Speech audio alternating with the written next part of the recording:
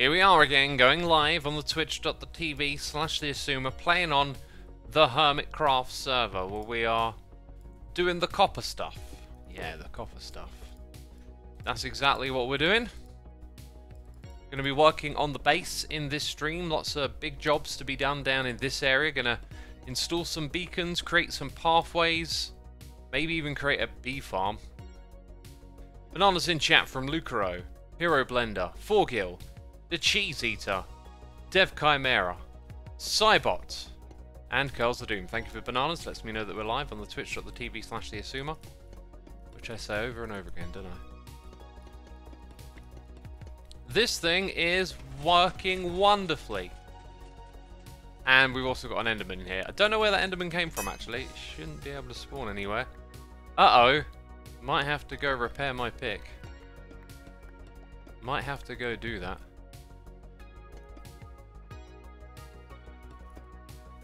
Yeah, this place is awesome. I've been just doing a bit of this and a bit of that today, here and there, and we're just sort of picking it up where we left off. That Wanderman. That Wanderman?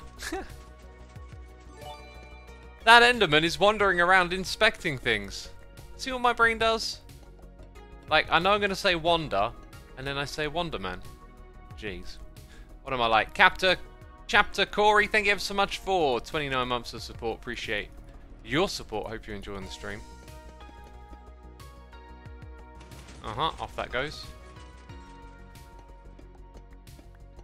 To the peeps who play on the Create server who might be tuning in, we're going to have our little meeting today. I've got a thing on Hermitcraft at 8. And then after that's done, I'll be over on Create. We'll be... Dang it! We'll be making plans for the future over there. Which is going to be fun. I'm looking forward to it. Bannian says, my brain do be mixing up words more since I started watching you. Oh, it's rubbing off. That's highly concerning. Highly concerning. What do I want from here? I want... Oh, there you go. It's literally on the box. It's on the box.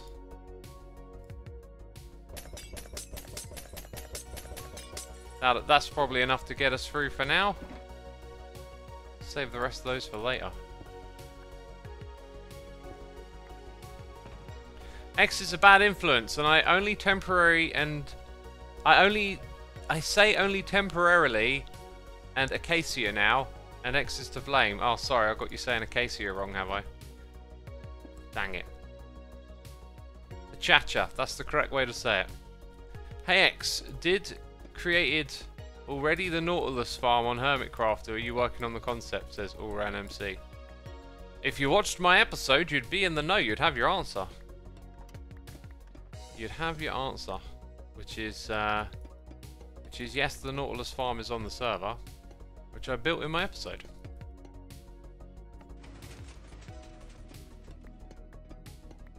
Which will be the last Hermitcraft episode for a while on my channel. Kind of going into break mode now, shifting gears mentally and physically. Hey X, didn't get a notification on mobile. Should it be like that? Only you would know, because you know, you are the one who has set up your phone and its notifications. I, for example, never get notified on my phone because I've made my phone deliberately not send me notifications. Because I want to not be so captive to it all the time. Are you still going to stream, says Roadman Ryan? No, I'm not going to stream. I sat down at my computer and I just thought, I'm not going to stream this evening. You know? And here I am talking to myself. God, can you imagine if I were actually streaming by accident? Oh, God. Yeah, no live stream tonight. No live stream tonight. I think. I hope. I don't know. Maybe I should go check on twitch.tv/assumer. Hit the follow button. What? Okay. Snowy says, damn, no stream. Ah, sorry, Snowy. Sorry I'm not live. But imagine that for real, just pressing the stream button by accident, says Curls. Highly unlikely because I have to open up a bunch of applications to make it all happen, right? Accidental streaming? Don't think I've ever done that. Forgil says, well, let's all go home, yo, and have fun doing something else. Don't go anywhere. Don't leave me alone. I need you here to validate my existence. Zeitghost says, gasp, who am I watching then? A figment of your imagination. Great video today, X says Scarface, thank you. I just made the video I wanted to make and enjoy, and now I'm just looking forward to just kind of having a break. It's weird though, because I've got loads of projects lined up on Hermitcraft, loads of stuff I want to do. Yet this sort of enforced break is going to come along. Julian Wright says, do any of us exist? Oh, we're getting deep with the philosophy. That thing, yeah.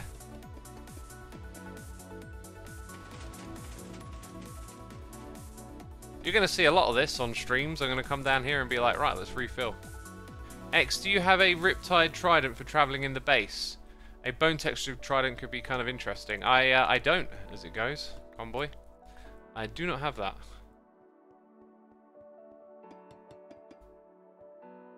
Alpha Reposer says it's still morning where I am, so hearing you talk about night keeps throwing me off. Aye, it's a global world, isn't it? Where the sun rises at different times, depending on where you are. I spend a majority of my time watching Twitch streamers I'm finding, says Perivere. Cool. It's like, have I missed any? Every now and then I tend to just miss one for some reason.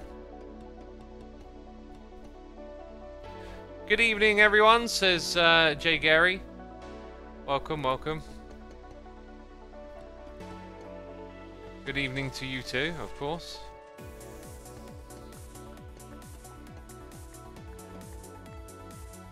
No creepy music today, says Hero Blender. No, felt just like in a different mood. Have you ever tried CFD trading? I've tried ABX trading, but then I realized that JHK trading was way better. You know? If you're not JHK trading, I don't know what you're doing with your life, to be honest. But I've not heard of CFD trading, no. Don't know what that is. Sounds very cryptic. Sounds like I have no idea what it is as well. You forgot to release one. The blocks are placed, but you didn't push the button. Oh yeah, all the way back here. Right, with that done, next order of business is to kind of figure out where the middle is for a moment. It's like 1, 2, 3, 4... Oh, I'm clicking, which might be bad. No, I'm just clicking like that, okay. 1, 2, 3, 4, 5, 6. So this is probably the middle. Let's go... here. I think this is the middle. 1, 2, 3, 4, 5, 6. 1, 2, 3, 4, 5, 6. So this is where I want to build an AFK spot somewhere around here. So we'll mark this as the middle of a couple of blocks. Now, if I am to traverse 50 blocks in each direction, this will be the border of like a beacon beam, right? Really wish there was a nice way to sort of track your steps in this game. Give me a Fitbit. I want an in-game Fitbit. So, 643 going down. So we should be able to say 553, I think, is 50 blocks. So let's say we aim for 552.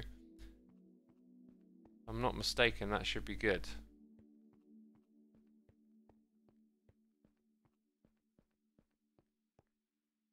And that happens to be directly above a spot like this, which is perfect. Perfect for my needs. And I think then it means it'll be like this one in the opposite direction. So like, how many? 1, 2, 3, 4. 4 modules. But we'll actually still count it. So we're looking at... I went down by 1.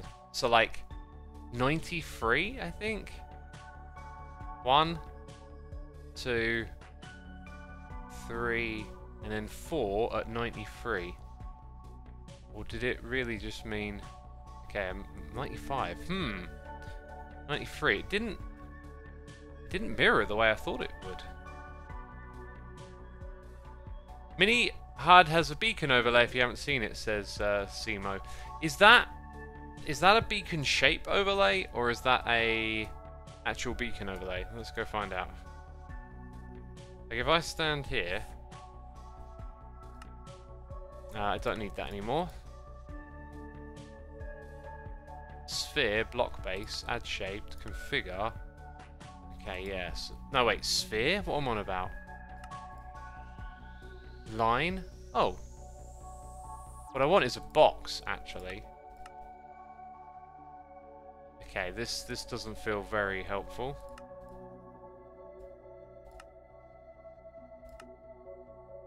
Like, set here, and then I can walk to the other spot.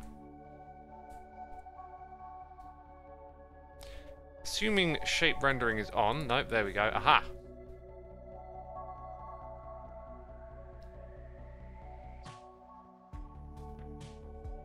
Okay.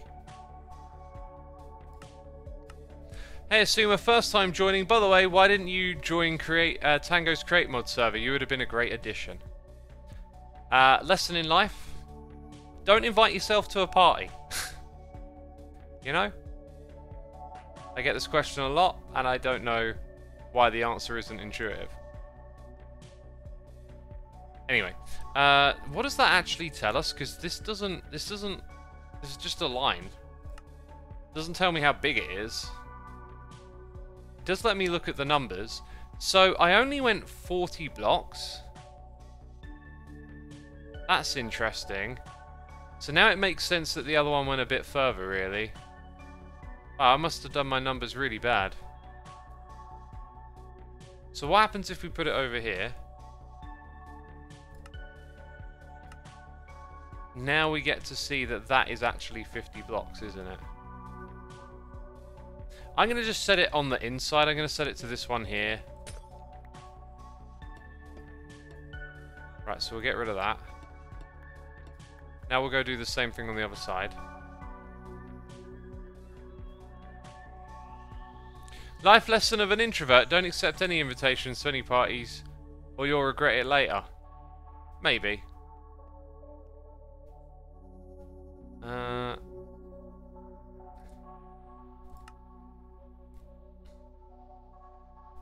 Okay, let's do this one here. Then head over. I don't think I actually ended up marking it, did I?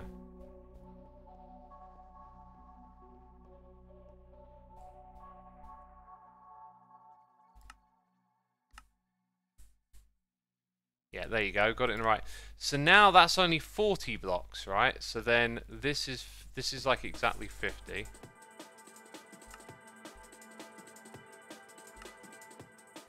I'll tell you what we're going to do. We're actually going to go with the exact one on the outside.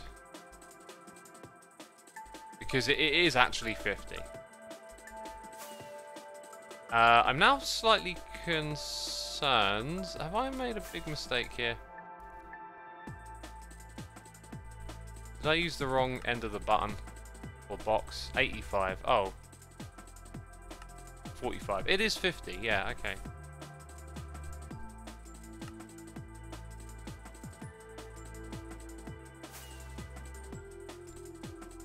Maybe I should use that again just to triple check.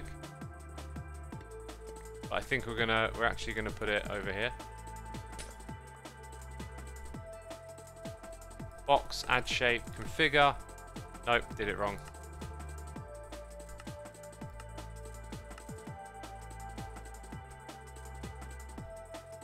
Oh, there's another one of these. Life lesson of an extrovert. If you're not getting invited to parties, you probably need to shower more often. Yep, that or maybe something else. Who knows? Yeah, it's also... No, wait, is it this side?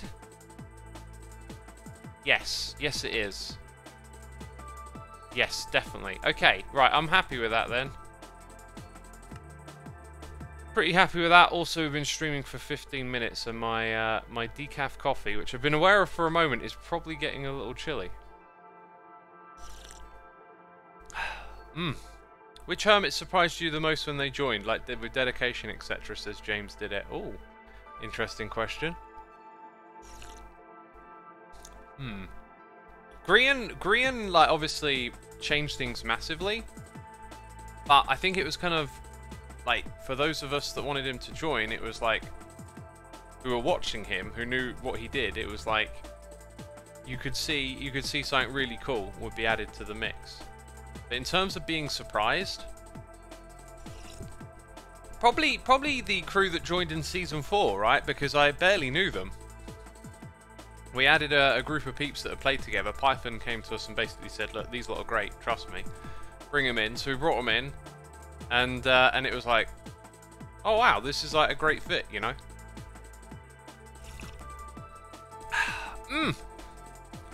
Oh, it's slurping time, is it?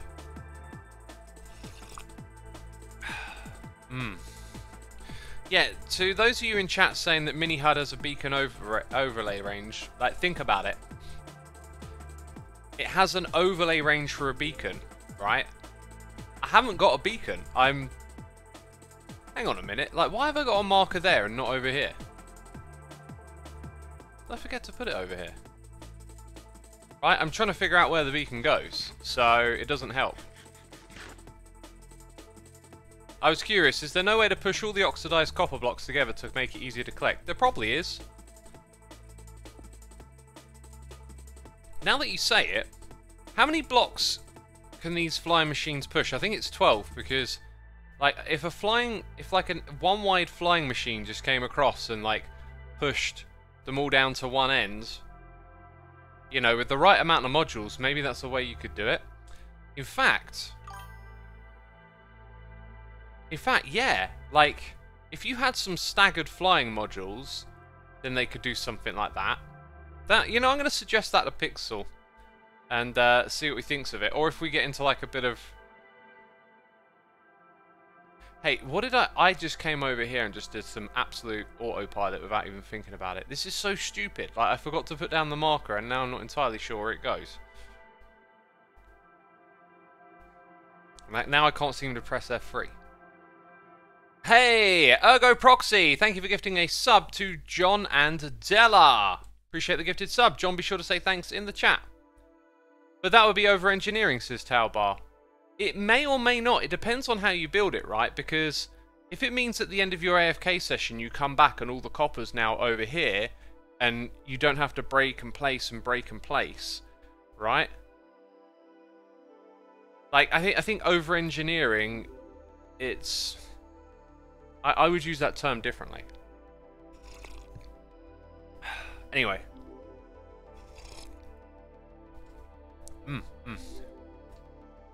Does this number look familiar? It does to me. I'm pretty sure it was this one here, 92. Which means the one here is 42. 45, 43... 42 is actually there. So is it... Did we end up putting it... okay. So it makes sense. That's at the end of a pair, and we put it on the closer side of a pair. And then this number puts it on a 5. Okay, so it was over by 1. Finally, we'll actually have this ready and prepped. So it's that one there. Gosh. That was a little silly. I don't know quite what I was doing. Well, I was chatting, you know, waffling, all that. And then you just do silly stuff. So now that we have the location of these, I do need to check what's below. So managed to avoid that.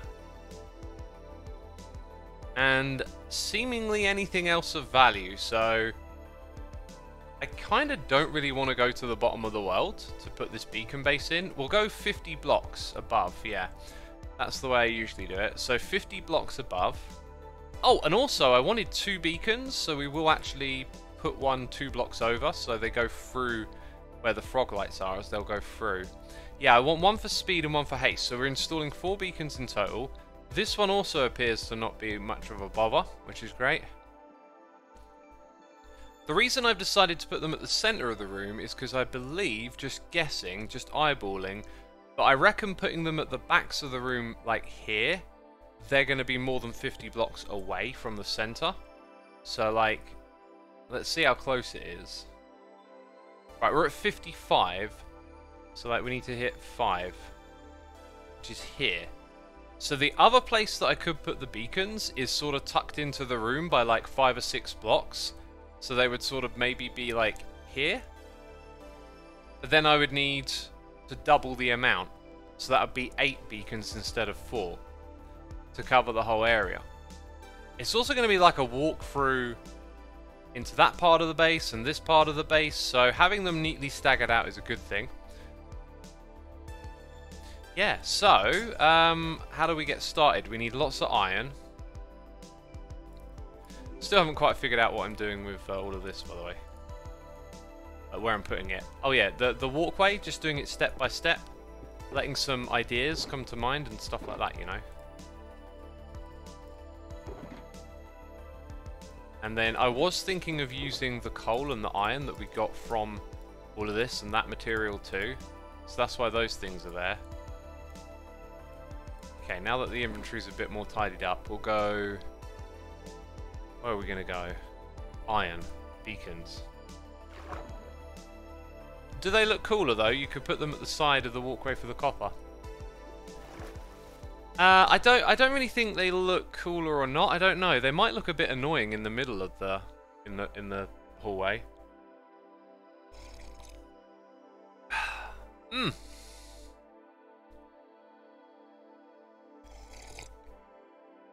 What do you think, chat? Extra beacons and have them at the side, or have the beacons in the middle? Oh, there's some iron for activating the beacons.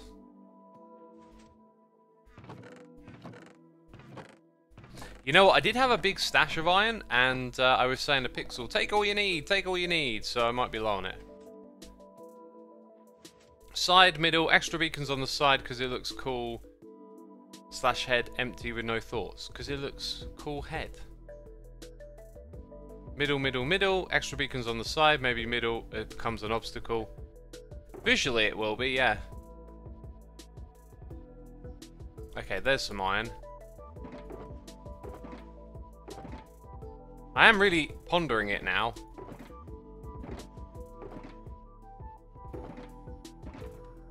So I will have a bit of iron in here somewhere.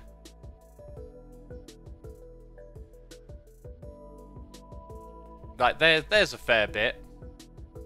There's my extra beacons. Wow, I might need to go buy some beacons, you know. Honestly, it's more work, but I do think that the side is probably better, so maybe we'll just go back to the drawing board and recalculate. It shouldn't be too difficult, actually, to recalculate. And maybe we'll just use those... Oh, we could use those lines to help us do it, actually. They could be super useful. Because they can, you can just leave them on and they, like, highlight stuff. Dang it, I need more rockets.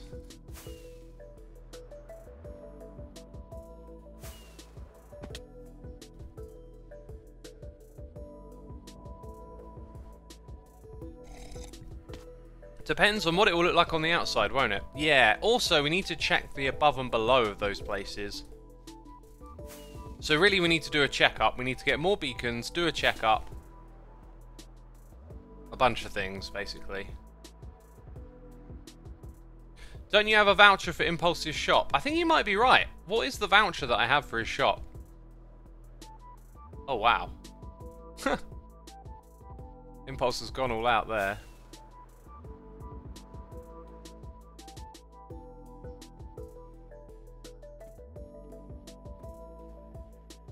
Recalculating might be easy, but marking the coordinates might not be as it seems, says PG Petch. Oh, no, I got an idea in my head of how to do it. It'll make it easy now. Don't know how many of these we actually need. I don't really need a lot, just 4 stacks will do. Then over to iBuy. Or actually no, I don't know if all the stuff's been moved over yet. I guess we'll find out.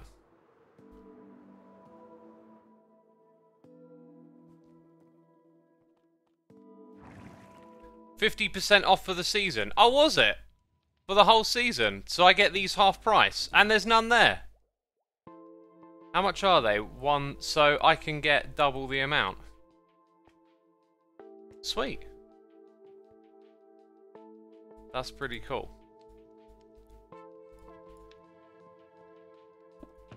Wait, what am I doing here? Yeah, just put the diamonds back in, and then we'll get double the amount then. I don't even remember when I got that thing, but I do know I've got it. I can think about it. It was, yeah, I put it in one of my little chests for I don't know, collectibles or whatever you want to call them, like season things.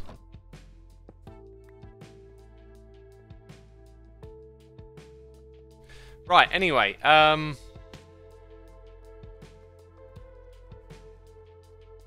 let's go Tesco. No. Iron. I need iron. I don't know if there's an iron shop, but I was supposed to check my farm when we came through the portal. He gave you the voucher because you helped him with something, I believe. Yeah, a lot goes down during a seat. That doesn't look like Ren anymore. I mean, obviously zombified, but still. Looks very different. Hi, how was your day? Asuma says always. Nah, it was okay. It was alright. Let's head down here. Tesco question mark says Snow Zero. Someone's not from the UK. Oh my god, I'm going to need so much more iron now. So much more iron for these beacons. Luckily, there's a lot up here. Good, good, good. Glad I checked.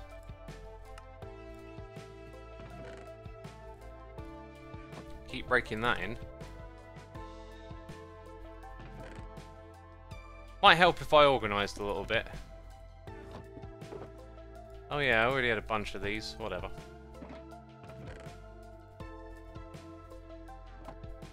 Now we can squoze all of those in.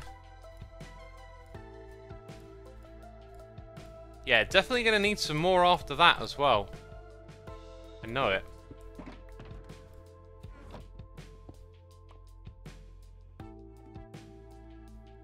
And now that I think about it, if I put the beacons out to the side, I'll be adding a lot purely just for that room and not really too much for anywhere else. But we do have to double check if it's feasible.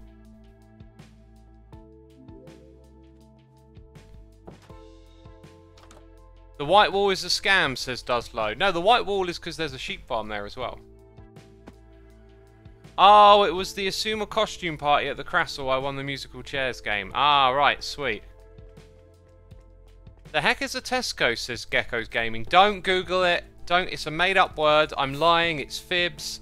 There's no such thing as Tesco. It's not a supermarket. You can't search for it online and find their website.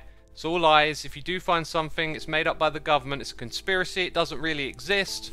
Can we please not go there again? It's made up, says Winter Bear. Pearl Bear. Exactly. It's completely fabricated. It's a lie. Don't give in to the false narratives. No, it's not on Google Maps. You can't see pictures of it. They're fake pictures made by AI. Yeah. Right, we can actually kind of do a lot of what we need to do just flying around like this. I think. I wonder if it puts the box based on the player location. So, this is our shape render. Okay.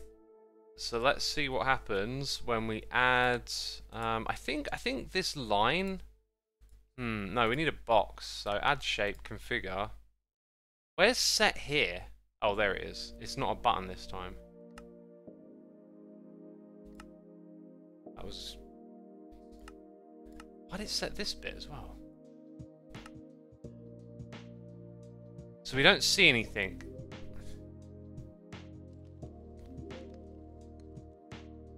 Okay, this might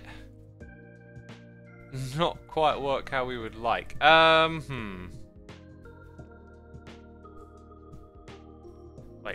dang it. Let's get back down there. Because I don't see anything, right? Which is a bit odd. Still don't see anything. Which is weird because the other way... Grid size? Enable grid. On, off. I don't know. There's a line there now. There is a line. Oh, that's kind of lame. Okay, let's say we change. That's more like it. So you kind of want this stuff to be like way better aligned, I think. And not have all of this quirkiness. Now it's kind of aligned from... Oh, that's kind of icky. This is all very icky. I thought it would be nice given the last interface. Yeah, no, I should probably use that. And then here go for this.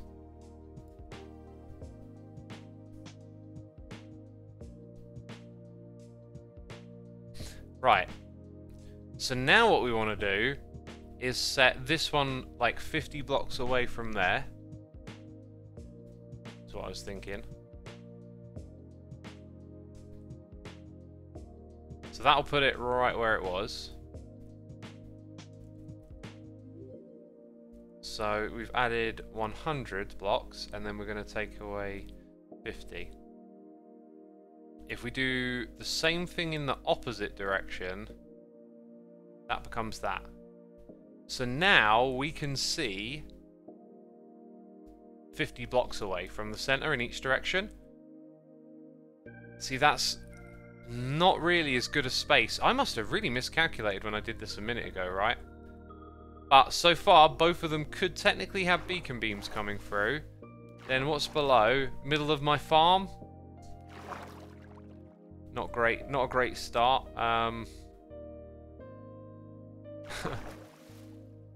Over there's probably nothing in the way.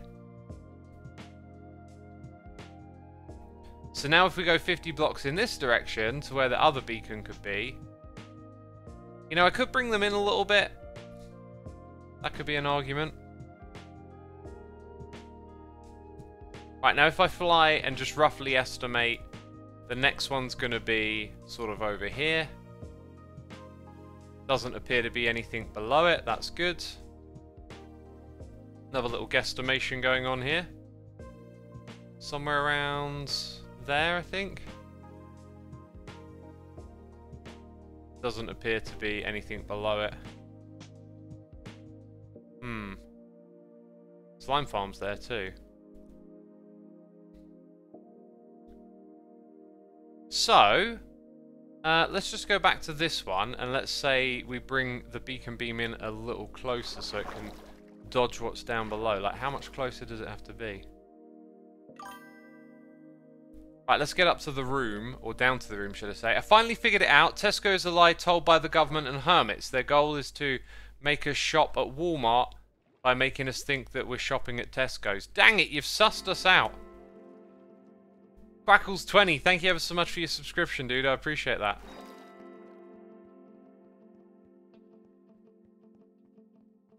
Alright, so... either we have beacons right in front of us, or beacons like that off to the side. I think I'm just going to put them in the middle. I think I'm just going to put them in the middle. We sussed out where they need to go. They're just going to look a little ugly, I think, being positioned in the middle like they currently are. That's kind of like why I wanted to put them in the middle, to get them away from there. What we really need is, like, invisible beacon beams, which you can do with a resource pack, but I feel like they should put something in the game. Like, maybe tinted glass could just come in and take care of that for you, you know? So we start with the great dig downwards, which could be perilous. Badger Spanner is here for 49 months saying, oh hi. Hi Badger, welcome to the stream. We were just talking about the Tesco conspiracy. If Tesco is Walmart, then what is the American counterpart of Sainsbury's then? Who knows? It's actually Asda that's Walmart, by the way. Joking aside. Asda is the UK's Walmart.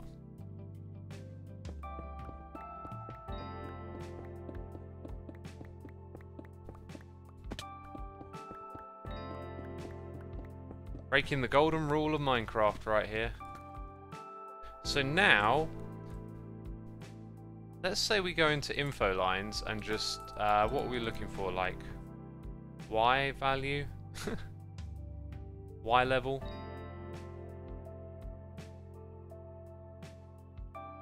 Rotation yaw? That's not it.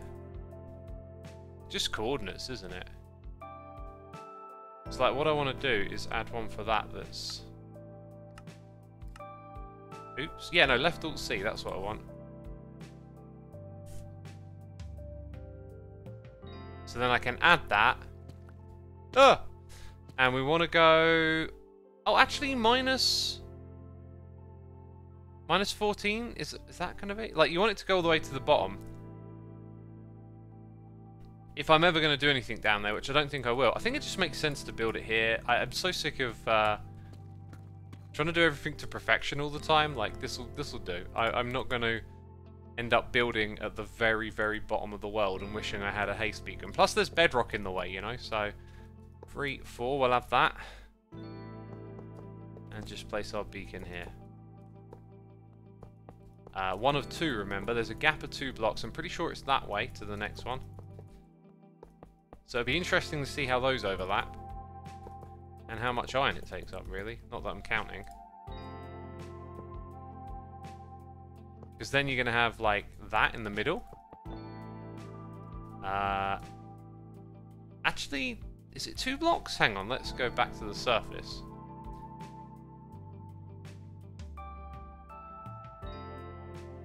Which is a ways up. The world is big now. It's 2 blocks between. So... it's just this again. Yeah, just that again.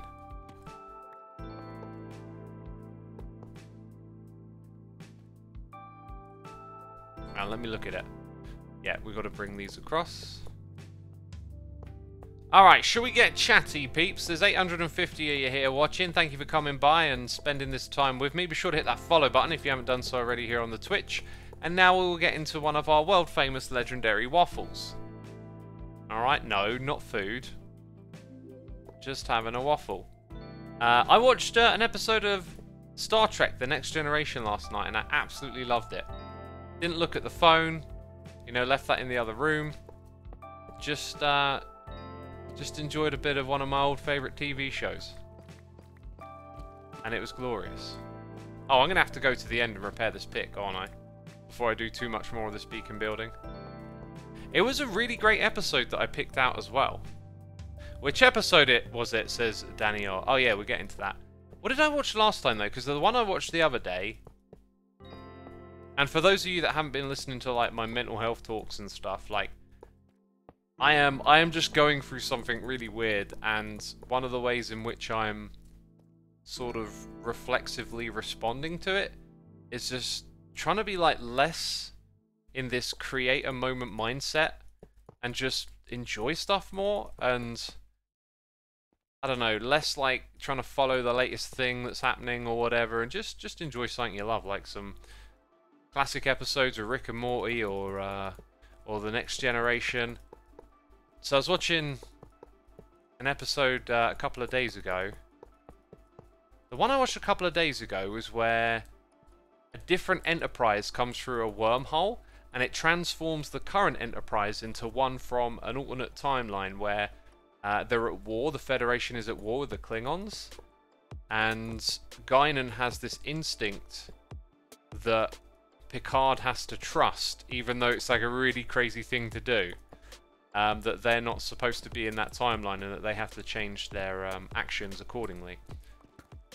Pretty good episode, but the one I picked last night was the one where Ensign Ro and Geordi LaForge, they get like phased into a different state of being, which means that no one can see them even though they're there and everyone thinks that they're dead.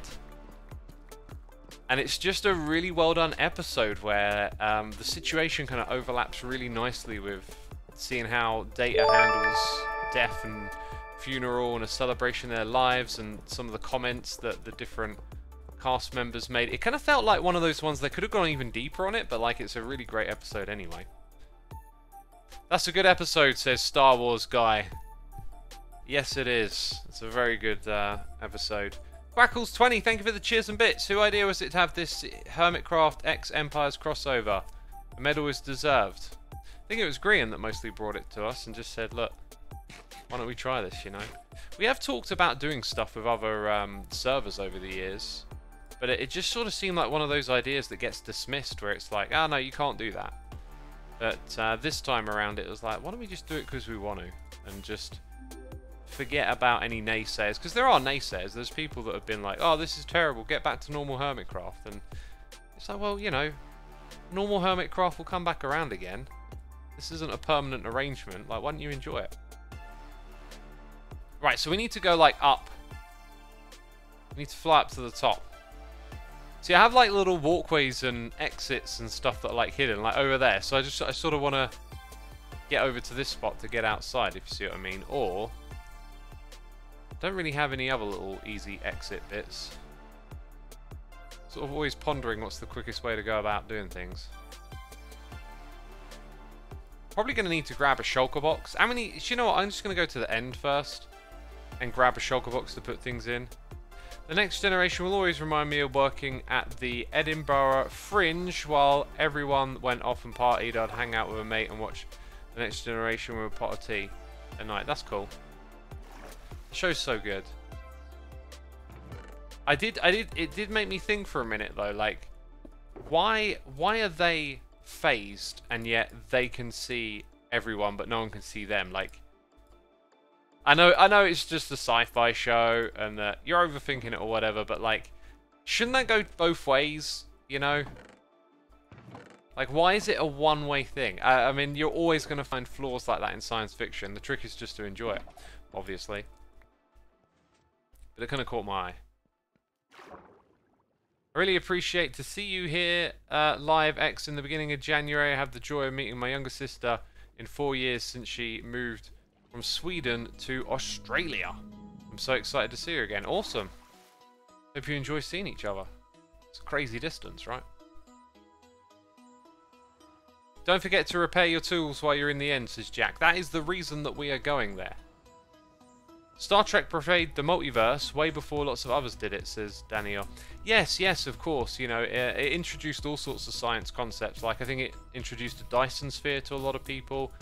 And for me and my love of learning and all these, like, nerdy space channels that I follow on YouTube and stuff, like podcasts as well, these days you can have access to the real weeds and the deep, in-depth stuff about things like the multiverse and stuff that goes on in space. And, you know, the next generation was like a bit of a trailblazer for that stuff, as, you know, it wasn't so accessible. So incredible how much information has like expanded and become more accessible and stuff.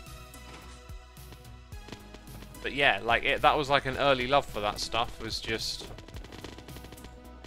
seeing all these fantastical ideas about multiverses and all these concepts like playing out in the show is just so cool.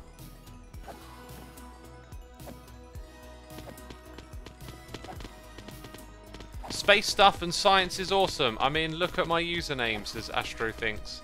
Yeah, Astro Phoenix. And I'm not actually sure how to say that name. I'm definitely butchering it.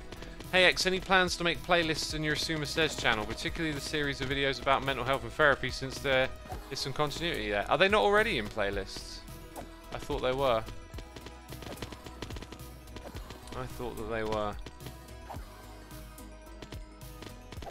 Wait, isn't everything you do on Hermitcraft normal, says Epic Papa? I mean, it's normal by Hermitcraft standards, if that's what you're getting at. Been loving the JWST content being released, says Daniel. I haven't seen too much of that broken down in a while, to be honest. Like, there was so much hype about it when it launched, then we got some images from it, and then I haven't heard a crazy amount since. So I was most excited to think about learning how they study planets in other solar systems and the compositions of the atmospheres there. Oh, Curls, they're on your to-do list. Oh, okay, cool, thank you. Thank you for taking care of that, Curls. Let's now swap this one for that one. I want to get a bit more healthier, but just going outside is a huge step for me, so I brought a fitness bike and just finished putting it together. And you know, finishing it together will be, putting it together will be a little bit of a workout, get your body moving and stuff. Hey, remember with the fitness stuff, just try and do a little bit more one day to the next. Don't go, I mean, it depends on what sort of person you are, right? But a lot of people go crazy out the gate.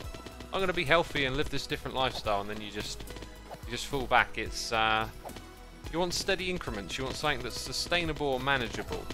You want to build habits, you know. The you a year from now can be the you that, you know, cycles on the bike every day for half an hour, but it might be hard to just do that straight away.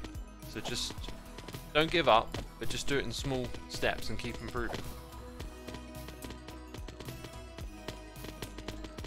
What am I doing? I'm shuffling these things around. They're all out of whack. I lost my elite levels. They're all gone.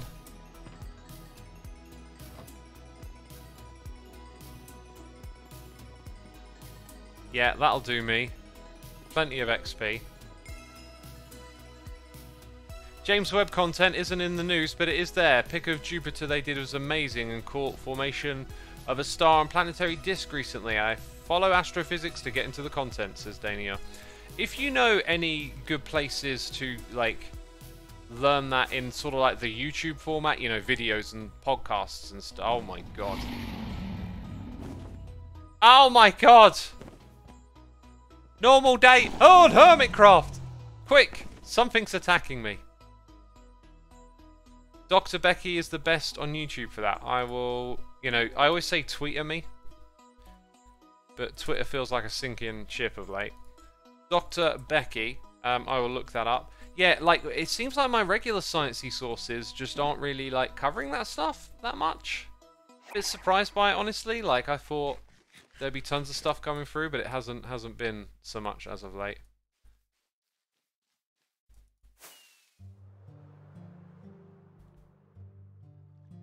Luna Econite is here for 11 months saying, hi X, talking about space. Any thoughts on the Hitchhiker's Guide to the Galaxy books? Never got into them or the movie that they made. Honestly, like, I think it was just, like, some of the jokes that I heard from it didn't really, like, tickle my fancy or whatever, so I never really bothered with it. Could be something I could check out at some point.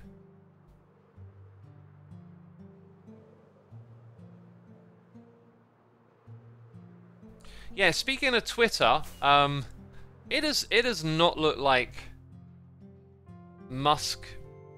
Oh, it's so strange. Do you know what's really annoying about Twitter? This is the thing that annoys me the most about Twitter at the moment, is not what's happening on Twitter, but how it gets reported. Like, I'm feeling like increasingly more political and like disinterested as time goes by, because things happen on the platform and you can just see the spin if you go look at both sides of like reporting on it. You just see these spins all the time.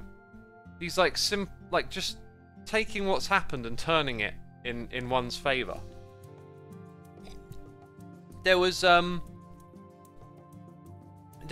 that happened recently where Twitter sort of like started changing and telling you what their terms of services were, like what are the deals for people getting banned and not being banned and all of this. And all the people in the narrative of like, you know, they don't like Musk and all of this is bad, take that information and just turn it into a story about how terrible the thing is. Wait, we were doing this in the middle, right? Yeah, we were doing it in the middle. I've gone to the wrong spot. And then the problem was that before people were complaining that Twitter didn't tell you what their policies were. And it's this typical thing. I ever since I heard this, I can't let go of it really. But like logic and reason tend to stem from emotions, right? So like no one wants to go, here's my argument, it's purely emotional, because then, you know, you'd expect to get laughed at or something. Do you know what? I never checked where these beacons went upwards. Oh, here's where it all goes wrong. Looks like we're getting away with one there.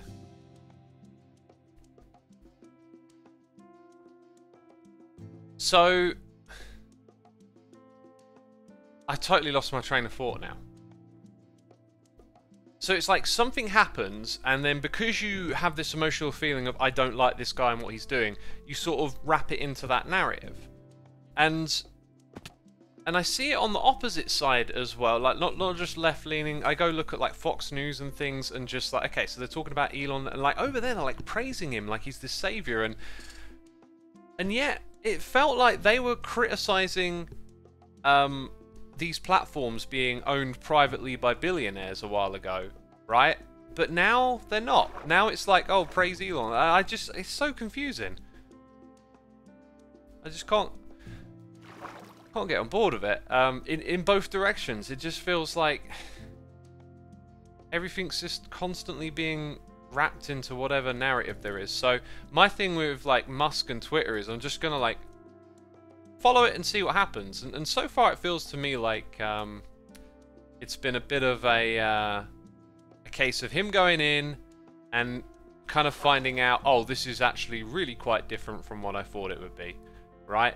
But then for people it's like scoring points, so it gets sort of thrown into you know, Musk's an idiot, or Musk's my guy, freedom of speech, and like into all these little narratives, and it's so hard to like suss out what's actually going on and feel like you're properly informed, because when Twitter does something, it's immediately, oh, that was convenient.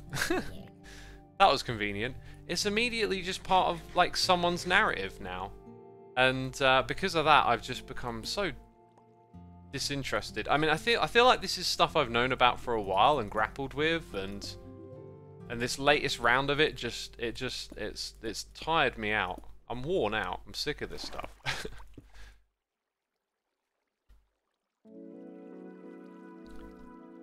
Curls of Doom says, I don't care about the person, I care about the actions, and the actions have been disastrous for the platform and for so many people who used to work for it. Yeah, it sure does seem like not a lot of good is going on over there if you try and take a little bit of spin out of it, but I still think there's an element of wait and see. But I've kind of just, I don't know, zoned out quite a bit, because every little thing that happens is just immediately like, oh look, see?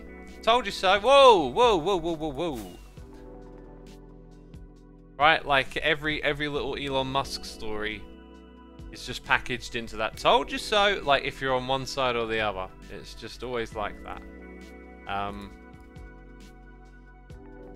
And I don't know, just it's it feels like it's happening with the AI stuff too. Like, I've followed the AI art thing and a lot of stuff in the AI space for like a couple of years quite closely, like kind of waiting for this moment that we're about to embark on. I've been using ChatGPT a little bit and learning about what that can do. Now it's in the hands of like everyday people, and it's gone from like learning technical details and understanding like what these things will do to just being like pitched into those camps again, where it's like there's just a narrative again, good or this thing bad, this thing good, and any time some information about it comes along, now it's a part of the it's terrible or I love it camp. And yeah, am I making sense to you? Am I making sense to you? Like, I'm also looking at chat and just seeing a lot of comments where like people are like, Twitter's always been a dumpster fire. And you know what? Like, everything has good and bad. Like, my experience of Twitter has mostly been just people sending me fan art and loving it, right? And then having some nice interactions, or people send me musical suggestions, and like all of that stuff's terrific. Like, sometimes I think it can be a reflection of what you do on it. If you go into Twitter and spout off a bunch of political statements, right, in 140 characters, you're setting yourself up for someone else to come along and fire back at you. It's not a great environment for that kind of stuff. So yeah, it can be toxic, it can be like a dumpster fire, but you can also use it in your own way and attract like-minded people that use it in the same way too. I think the platform neutrally can bring out negative qualities out of ourselves. But it doesn't mean it does that by default, right? That's not the default state. However, I will say I very much err on the side of, like, these things do feel like they're genuinely bad for us. Like, if we can be educated to understand them and work with them, then yeah, maybe they'll be better. But we don't have that kind of education, and so they feel like just out of the box, you know, if you're using this thing out of the blue with no training on what it's like to be on social media, you might have a rough time. How? There's no spawning spaces down here. There is literally... Hang on. Oh! Ah! Ooh, ee, papa. That's where I've taken out the frog lamp. So there is somewhere. Look, because every other spot is perfect. Dang it! I've got repairs to do now, haven't I? Oh, no. Well, this is just how these things go sometimes, isn't it? So when I come back to this bit, I've got to replace the frog lamp. I think what makes sense is maybe just to do that and that for a minute. Oh, and how do I get back up there? Dang it. Everything's a mess. Everything's a mess. This didn't blow up any glass, ironically. Everything slows you down. You know, I felt like I'm going to be so productive and get so much done today. It didn't actually blow up. It blew up the frog... Right, the frog lamps dropped, and I thought it was one of these terracotta bits. So no, we just need some materials that I think are actually kind of lying around, because we've got that. And then just maybe a couple more of the lamps, which are probably... What have we got in here? Can I just throw... Well, that can go in there. Yeah, this stuff. This stuff. Yeah, lamps, lamps, lamps. Gosh, talking about multiple things at once is terrible. Talking about Minecraft, talking about Twitter, and then talking about creepers blowing up. It's all going wrong. Hey X, do you have a public playlist of the music you play and stream? I do, and it's soon to be on my Linktree website. We're waiting on a overhaul of that to come through, and one of the things it will feature is all of the music that I stream here, but you can actually get it anywhere on my website, assumavoid.com. And no, that's wrong. You can find links to all of it, like Crinkles, which we're listening to right now. I mean, you can also search for Crinkles as well. But yeah, all of that stuff's on my website. There'll be a convenient link to it through Linktree before long.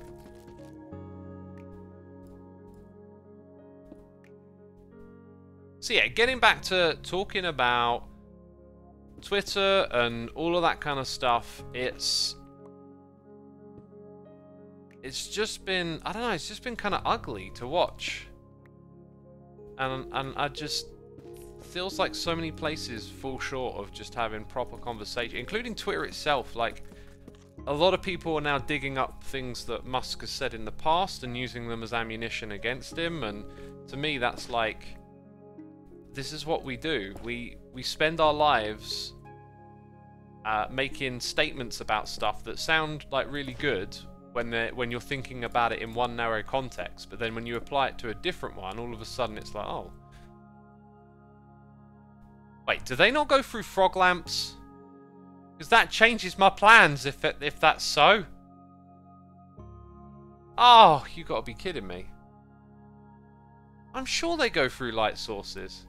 Frog lights aren't transparent. Dang it.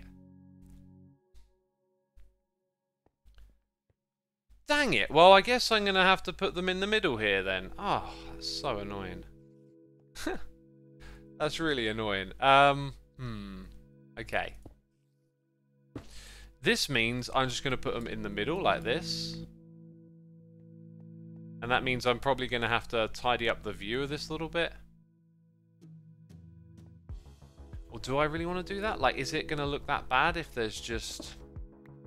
I mean, I want them down at this level, because they're all nicely spaced out, which is not really a great reason to have them.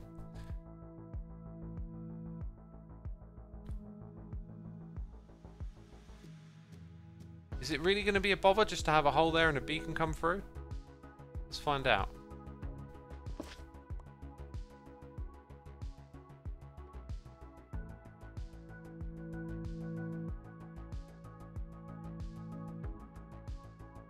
There will be like glass here. But I thought the frog lamp would really kind of, you know, group things together. Don't beacons shine through sea lanterns though, right? I thought it was a thing that they go through. They go through glowstone maybe. Let's find out. I'm all types of confused now, you see. No? Wow! Surely they go through glowstone. Glowstone is transparent, I'm sure of it. No! Oh, you gotta be kidding me! So we can't have it go through a light source. When did that happen? Shroom light would be our one other option, but I'm gonna guess it will be rather consistent at this point. Yep.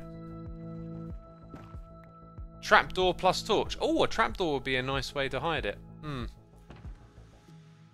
Well, neatness is always like the bane of your existence. If you want to be super neat with everything, it's just going to end up winding you up. So, this basement area down here, I'm just going to put a torch either side of where our beams go for now. Then, the really nice idea there was to use trapdoors. So that provides us with a little bit of like cover down here. Okay, now the glass, they seem to have lost out on. Should have more in here. But no. No dark glass. Being down here is a pain. Let's go find some dark glass. Let's turn off this mini HUD stuff too while we're at it. Oh, there it is. It's literally here.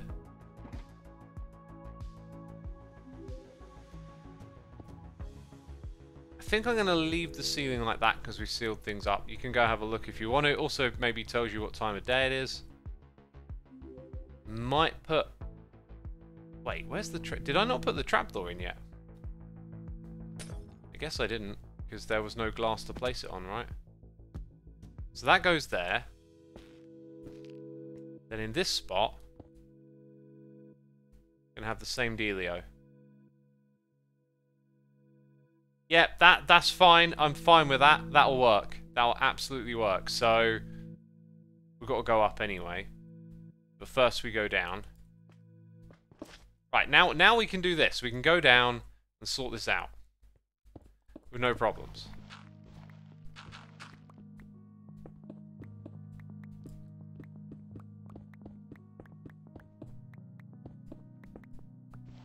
Anyway, I'm not sure if I said all I had to say, but I was reading some of the comments on my AI art video, and again, I feel like I did this a while ago, and I didn't really learn my lesson. But I spend a lot of time sort of being a bit more on the like devil's advocate side with stuff. So like when I'm seeing a lot of people say this is gonna kill art and it's theft, I like sort of take the pushback role on that part of the conversation. I think conversations are great when you hear both ways of thinking about something, right? That's kind of what I like in a conversation. But then when it all gets clipped and put into a video, like it feels like if I'm gonna make a video, I need to like present both sides and reaffirm these things that I feel like a lot of you probably know. I'm like that. But it's an important thing to be done. Is there like another there's another beacon base over there. That's probably one we're actually going to disassemble, I think. So yeah, I end up with these like this video, I guess, that feels very slanted when really it's like I just seem to be surrounded by the art is theft, AI art is theft narrative, and so I'm like, well, I've been listening to this from like a rather different perspective from a while, and I want to push back against that and sort of see the other ways of looking at it. And in doing that, then I don't really talk about the ways in which you can say that AI art is theft. There's definitely things to be said about how, like, whose work is this stuff being trained off of, and do you have their consent for it to be used in that way? That's a great starting point for for this side of the conversation, but I don't even see that. I just see the end result because of seeing it on places like Twitter. And again, this is what's terrible about this kind of conversation, is on Twitter, like, we just distill big and complex topics into like bite-sized snaps. And yeah, it's, I don't know. Molly the Spice is very unpopular take, X. Depends where you're looking. Like, this is the thing I can't get across very well. Like, when you're in a camp, you don't see both sides of like what's going on. Like, I wasn't in a camp when I learned about this stuff, and I've been following it for a couple of years. I've been really interested in the development of AI and where it's going to go, and learning about how it can do this and it can do that. And it went from being technical and let's say about, well, yeah, about technology and that kind of, when you're in something and it's not political, basically. And then all of a sudden, like a couple of months ago, after being really interested in what this stuff is doing for a long time, there's just this wave of like, AI art is theft and we need to stop this and all this kind of, and I'm like, whoa, what happened to the discussion? Like, it just again, things were just in a camp all of a sudden. Seems to happen over and over again. You know, there's this topic and then at some point it gets politicized. If you understand like a bit more about what the stuff is from a technical perspective and how it interacts with society from that perspective, it's not a clear-cut thing.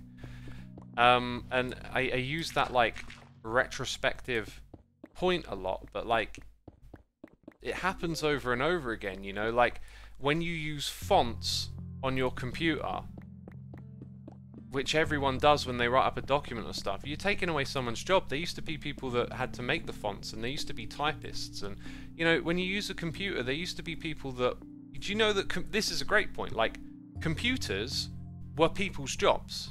They were called computers. They were people that computed and calculated numbers.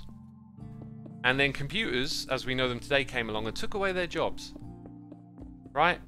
And like, and I'm not trying to belittle the loss of jobs, and trying to point out that like you think you care about these things, but they're just a part of how things work.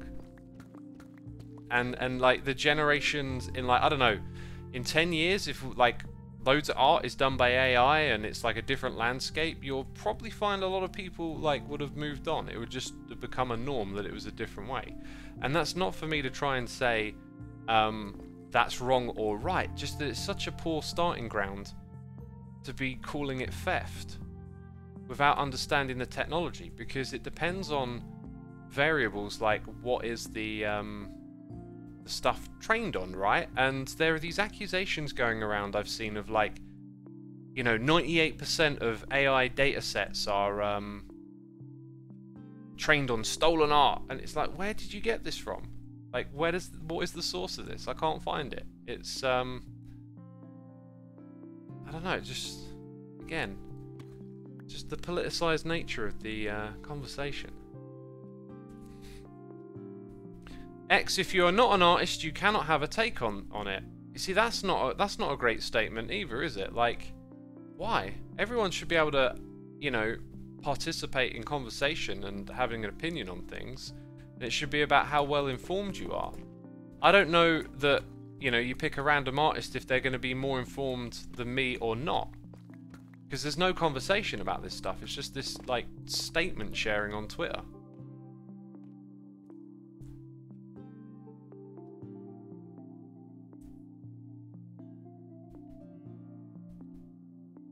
And, you know, right now, just reading my chat, I can still see that I'm not able to get my point across, and it's because I'm contributing to the problem just by having like this one-sided take. Again, I'm doing the pushback thing.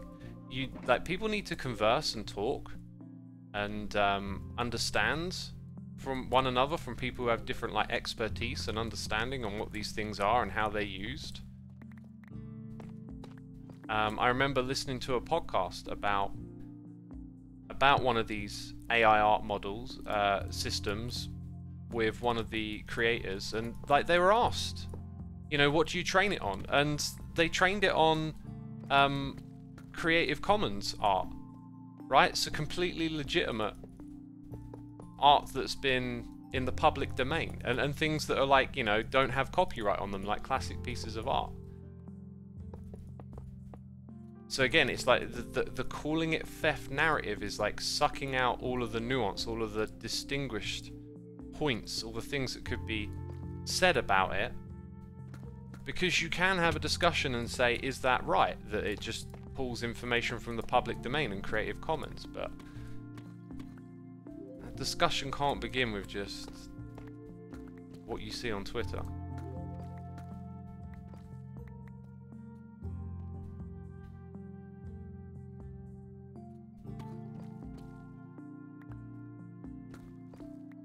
You can have a take on it, but it's important to listen to actual artists who are saying our stuff has been stolen. Listening to pushback and devil's advocate can be hard when there's something directly hurting us. I picked out a video. I tried searching for this stuff the other day, and YouTube wasn't really like giving me anything. But I found, I can't remember where I saw it, but I saw something. It was an artist talking about how AI art is theft. That's on my playlist to watch. I'm looking forward to like hearing their take on it.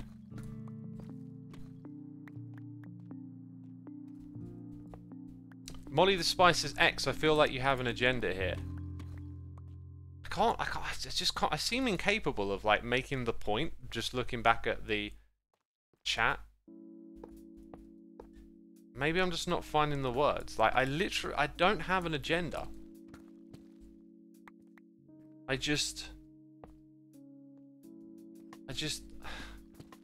don't see like the healthy discussion. I don't see getting at the real details. I think it's just the way people are now, like the way things get talked about on Twitter. It's like, I don't know, everyone's got this bite-sized brain of like 140 characters or less or something. It's like none of this stuff is that simple. To just call it theft. It just seems to, I don't know, not understand what's actually taking place.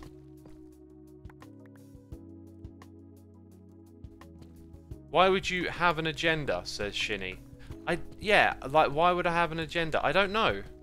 Like, I don't have an agenda, but what I do know I have is a way of looking at things where I tend to think in terms of scale. Like, a lot of being human is sort of like living in the moment and not seeing the bigger picture.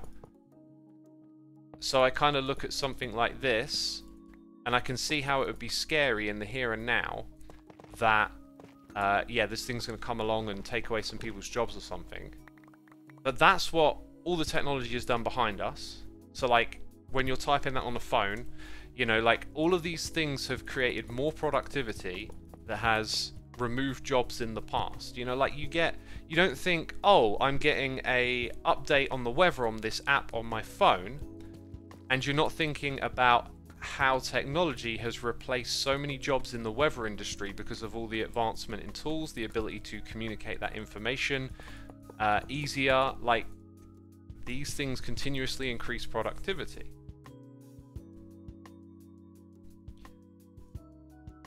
So I look at it through that lens. That's not an agenda. That's the way I try and look at the world. I try to remove a little bit of the human emotion, not trying to dismiss our emotions, but just giving it that broader context and that way of looking at things, because we lose sight of it. There's so many things that we have today that if you scale back technology, they're like productivity, they're like almost impossible to do in years gone by. And if you were to do them, they would take enormous amounts of people working, an enormous amount of jobs. Jobs are just going to change over time. What I'm doing right now could go the way of something else if other technology comes by, because when I started, this was a new technology that enabled me to do something that replaced traditional ways of doing it.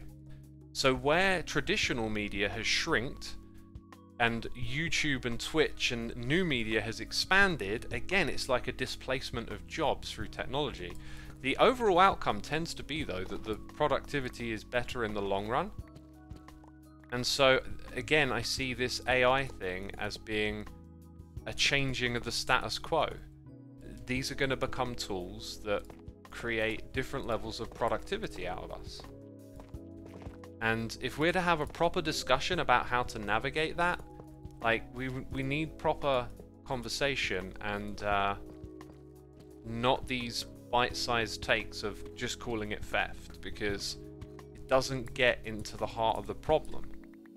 The problem should be, like, how are we to, like, compensate our artists that contribute to what the AI is outputting, and, you know, and things like that need to be addressed, because this is going to come, and you're not going to stop it. Like, we as humans don't stop technology. It just keeps going. It's a runaway train. It could be the very thing that demises us. You know, it could be the end of us. It could be many things, but, like, it's a train, and you know, you can't get off at the next stop. It's just going to keep going, this train, right? It's a wild ride. It's not going anywhere, and so we need to, like, properly be able to grapple with it.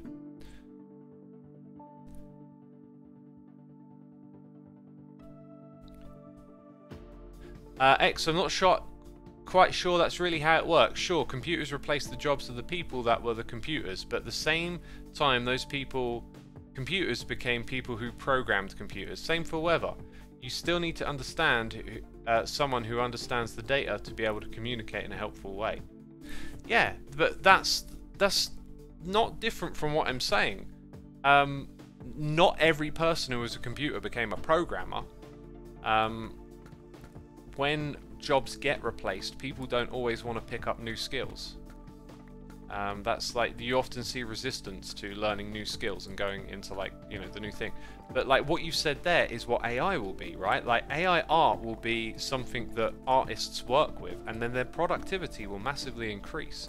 I watched a video a while back of an artist who was using AI to give him sketches for things that he wanted to put into his game, and then using it over and over again to iterate and refine until it got to this, like, really polished, like, high-end looking asset for a computer game, you know?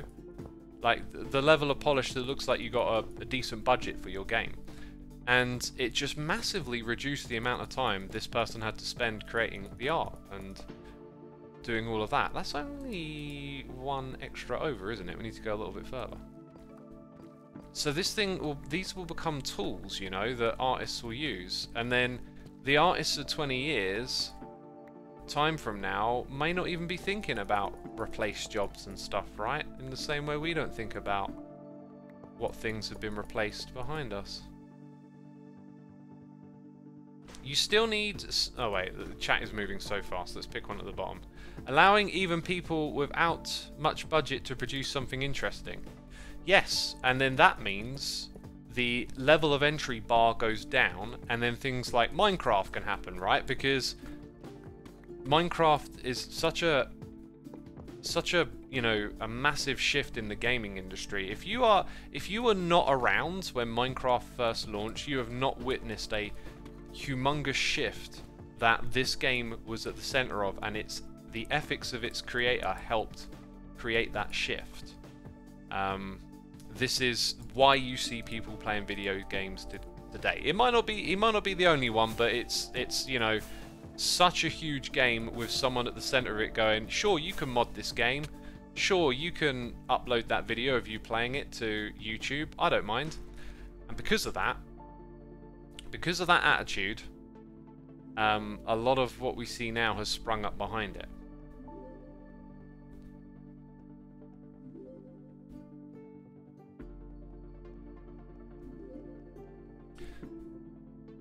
Badger says, I worked out why this is so exhausting. The way X debates stuff feels like he has no real opinion, but he patronises people who have stronger feelings than he does. You almost, like that, I pretty much, like, agree with you, I just wouldn't word it like that. I am trying to look at these things and take out the emotional experience. Because the emotional experience is deceiving, I guess, to me. Like, I'm looking at it like, it's easy to see this thing as threatening and think, oh, it's going to replace jobs and it's stealing and all this sort of stuff. It's easy to do that. I don't want to be patronizing. Maybe I'm still sounding patronizing. That's not what I'm trying to do. I guess I'm trying to say, like, if you just look at it through the lens of human emotion, you miss out on so much of, like, what's going on. Have I not dug... Okay, I haven't dug this one down.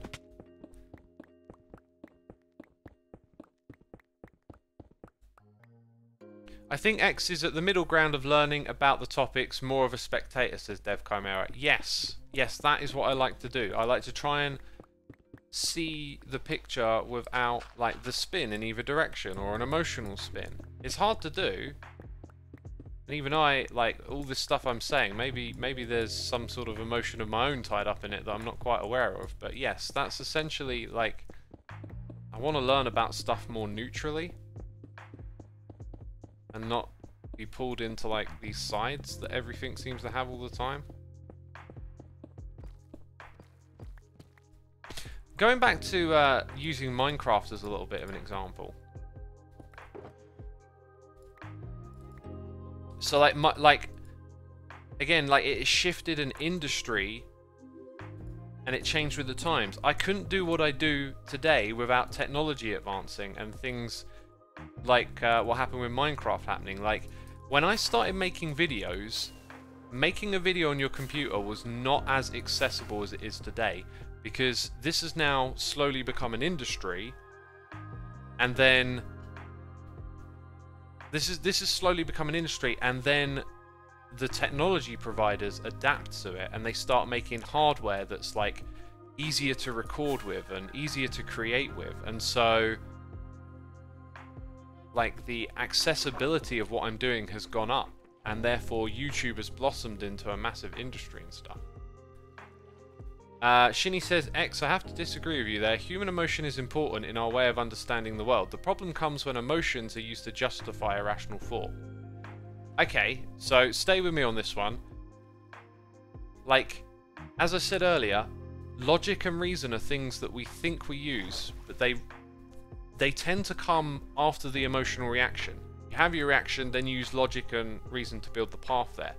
The reason I say that is because emotions are important because we experience them and feel them, but if we use them to understand the world, then, you know, let's say, like, you cite political as an example, where you have a left and a right take on something. Like, wherever your emotions lead you to, that's your starting point, right? So, like, if they are that important, then, like, what's the difference between left and right?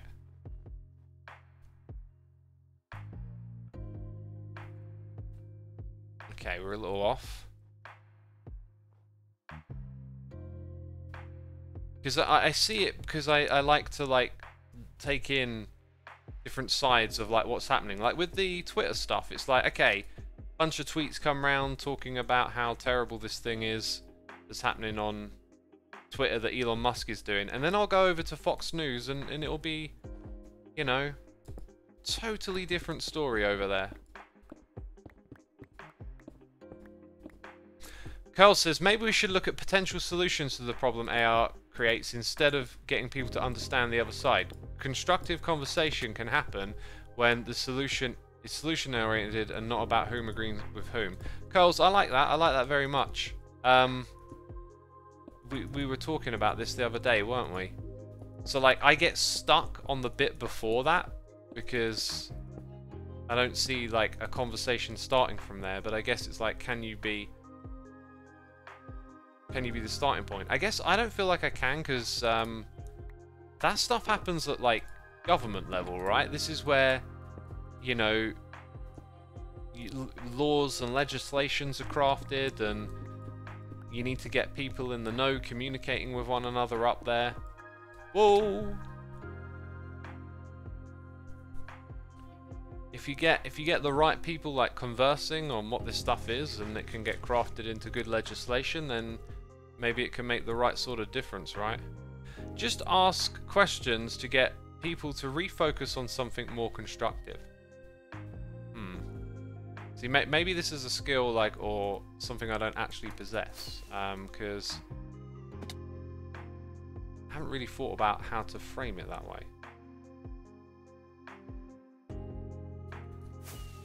Whoa, whoa, whoa. Shinny says, I don't mean that emotions should be the only way to understand the world, but completely rational and ignoring emotions is not the way to go either. They have to coexist. I know that CBT really focuses on the rational all the time, but it's also important to acknowledge our own emotions. Yeah, you know, we are emotional beings. I get ya. I get ya.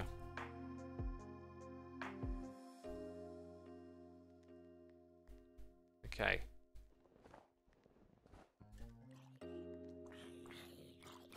Whoa, whoa, whoa, whoa, whoa. Okay, let's just... Oh, actually, I'm going to stand here. I'm going to stand here.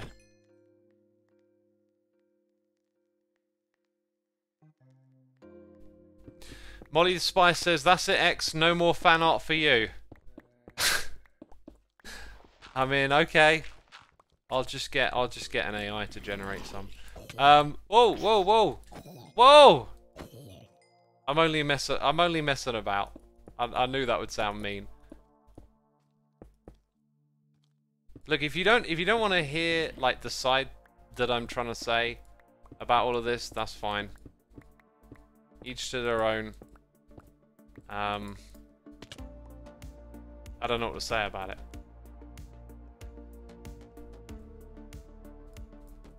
But you know what? Like AI fan art would be cool. But it wouldn't come from a person, would it? And so it wouldn't feel as special.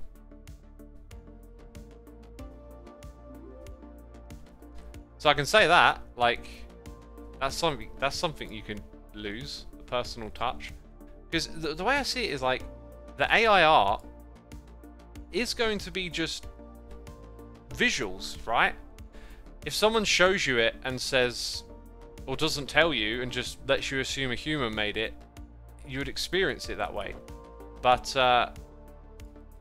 you know, when you also know that someone created that for you, there's a value there that the AI can't replace, unless one day people start to feel those sorts of emotions for an AI, which would be absolutely fascinating and weird. Hey look, these aren't really that imposing after all of that. Now what we've got to do is get rid of the other ones. And I don't think I'll bother to take back the beacon base, but we're going to shut these ones off, which should be, I think it's pretty straightforward, just a bit up here, a bit down there, then we want to drop down and grab the beacon, right? Ooh.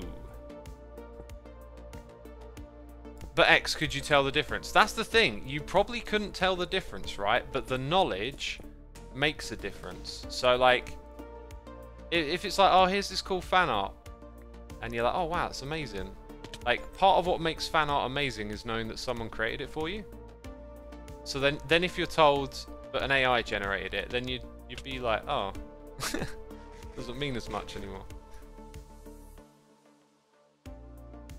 Well, let's be really clear with the term art here for a second. An AI cannot and will never produce art. It will just produce an image. Like, stock photos aren't works of art, as well as passport photos aren't works of art. Yeah, it depends on your definition of art right there, but these things can change. These definitions can change when people get used to them. Like, a lot of like my opinions on this stuff, I think they also come from like learning about history a lot as well, because you see patterns and you see things repeat. Like there was that guy that said everything that ever could be invented has been invented, and then they made the aeroplane, you know. So like there's a lot of change that goes on, and it's easy to just make big statements about stuff, but like you don't know what society will be like in 100 years. And looking at how rapidly things are changing at the moment, it might not even be recognizable in 20 years. Stuff changes so fast.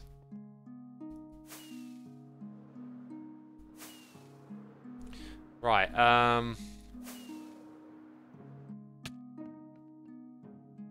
oh, that's good, sort of. I think I can navigate back into the base from here. Cool, that's one down, and then we've got one more to do after that. One more beacon. God, it takes so long to do this stuff. Talbot says, what a time to be alive. Yeah, it does feel like a great time to be alive. Leonard Datch, thank you for your 13 months resubscribing. Appreciate it, my dude. Hope you're entertained, enjoying the stream. We've got to shut down that one over there now, which has glass above it. Yeah, that's right, that's right. Don't break a rib. I won't be setting off any TNT in there, that's for sure. I wonder if, unless I go plug these things up at the top, I think they might lay snow in here on occasion, so we'll probably go do that bit too.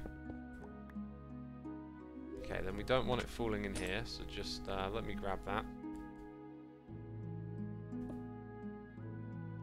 Anyway, I think I need to make a rule for myself to like shut up about this AI stuff, because some topics just don't work well. I am learning as of late that I do not do well with criticism, even though I like to think I can. I pretty much don't. Just messes with my head.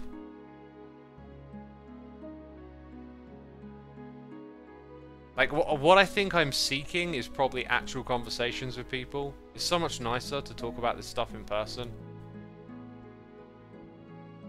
And, like, this is very one way as well. Just sitting, you know, sitting here on my lonesome, waffling, reading the occasional message. No need to apologize, Badger, or anyone else. Honestly, no need. Like, I feel like I've sort of brought this on myself a little bit because I knew this would, like, mess with my head, but I just went there again, you know, whatever reason. AI is a very controversial topic, says Pink Floyd. Yeah, this is it though. This is the thing. Like, it's now a controversial topic, and I was following it for so long when it was just like a geeky tech topic, right? Like, it was so fascinating what AI was going to do in general intelligence, and learning all these stories about the chatbots, what they're up to, and how they're generating images and movie clips, and it was all like, oh, so cool, so exciting, technology, wow. And then all of a sudden it became really heated, and it's like, whoa, you know, like catches you off guard or whatever.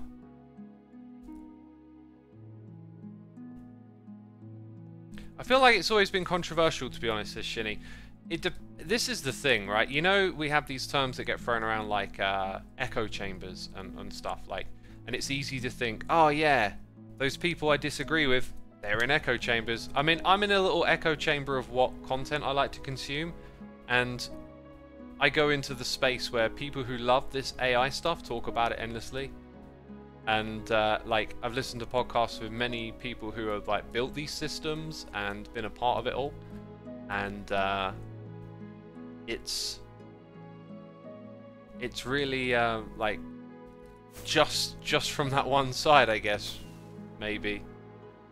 I guess when you're listening to the people do it, because they're the ones in the know, they're creating the technology, they understand it, it feels like maybe you're arriving at it from a neutral place.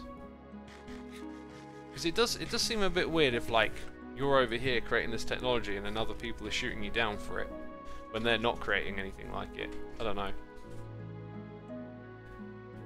I'm going to read some messages that my mods were sending me while I was waffling. I'm also going to switch to standing. X, some people will never agree with you, no matter how well you present your side of the argument. If this conversation is to move to a more constructive point, maybe let's ask questions on how to support artists in the age of AI, and how artists can benefit, and what their take is if they need time where AI will become commonplace. What kind of regulations would be needed? In which way could artists use AI as a companion tool and not a threat? These are just open questions that could be discussed. Alright, that's a great starting point, and I would start by saying that I am not a person who makes laws and legislations and had no experience with it, and if it were my job tomorrow, I would take it incredibly serious and like start learning as much as I can. So take everything with a pinch of salt. Ryfrost says we need universal basic income so that people don't need jobs to survive. Right, now I was like pretty interested in UBI when Andrew Yang was running for his presidency quite a few years ago, but we've sort of experienced a bit of it, a bit of universal basic income. definitely through... I mean, you're never going to be able to do anything in this world in ideal conditions. There's always going to be, like, multiple factors and stuff. But we've kind of experienced it through the lockdowns and the stimulus checks, and, like, a lot of that extra money that floated around, which you could compare to UBI, it just got pumped into speculative markets and stocks, and then it's led to this inflation that we've got at the moment, and it sort of seems like it doesn't work given the current environment. That's not to rule it out, but being a somewhat left-leaning natured person who would want society to care for people, like the way everything is set up and works, like the free market system and all of this, it kind of seems like that stuff won't work or interact with it that way. And this isn't me trying to be political, it's like, I think it would be great if everyone had UBI and it just worked, right? Like, there you go, I can say that, like, yeah, it'd be great if it just worked. But it kind of looks like it wouldn't interact with the way our world actually works very well.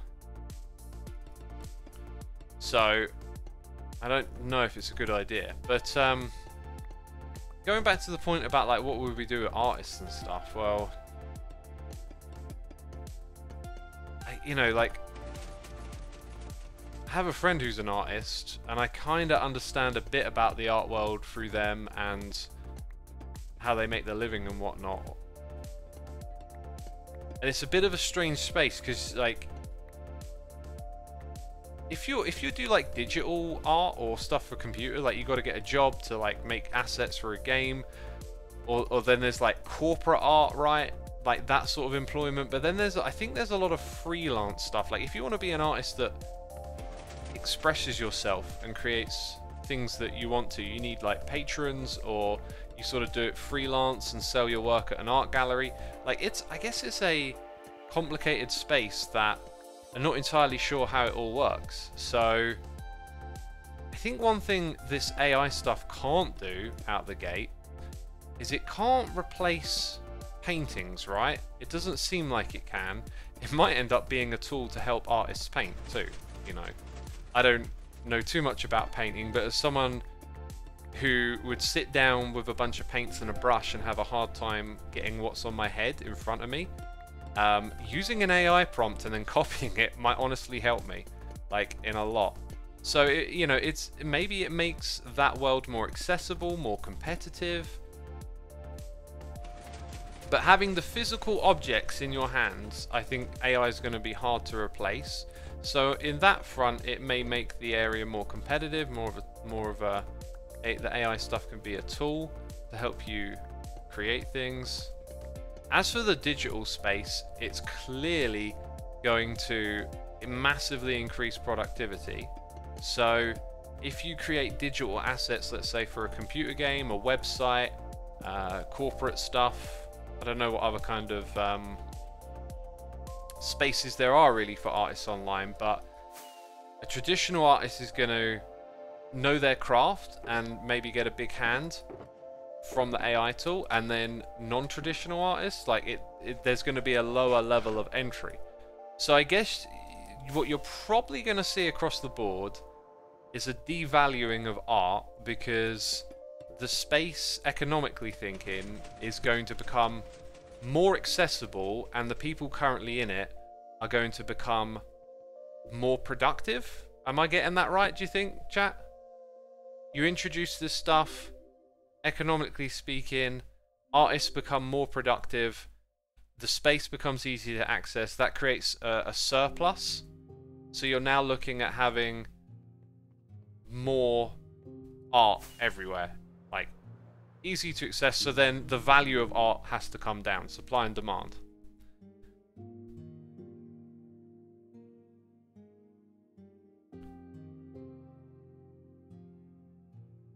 It will be overly saturated, says Echo.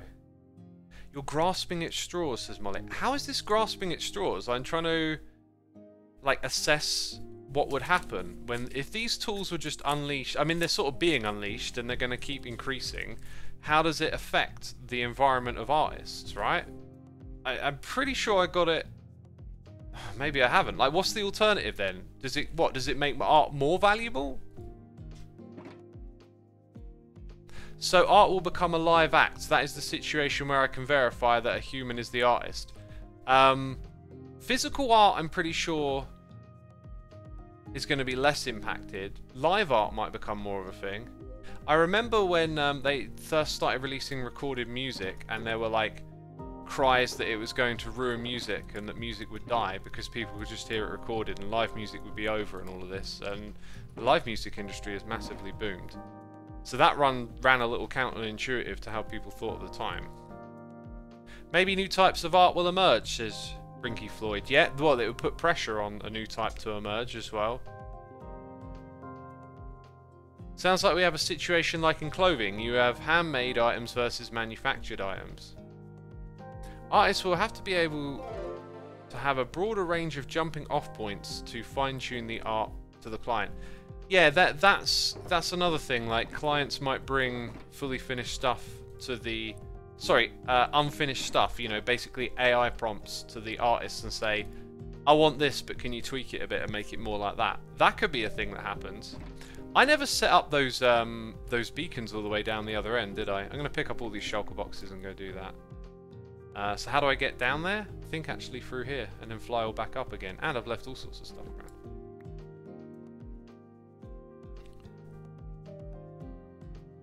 Shouldn't AI art have a watermark to be a signature? Basically the same way a painter or an artist signs their work. That sounds like a great way to do it legislatively. To just, yeah, like... Obviously, you can probably, you know, it's one of those things because it's on a computer, maybe you can still just generate it and, you know, no one will know sort of thing. Pass it off as your own, but yeah, laws to watermark it, better than not, I guess. Bell and a T here for 51 months. Thank you ever so much. Appreciate it. But could that also hinder if not done properly? Because what if you've, like, properly used the AI stuff to create assets for, let's say, a computer game? Does every little thing you see in the computer game now need a watermark? Right? Like, this is what I was saying earlier about, like, laws and legislation. Like, you really have to, like, think that stuff through. Because it, you know, you can create big impacts on the world out there. I think that one was actually supposed to be speed. Because I was thinking parallel, but we actually want them to go like that, I think.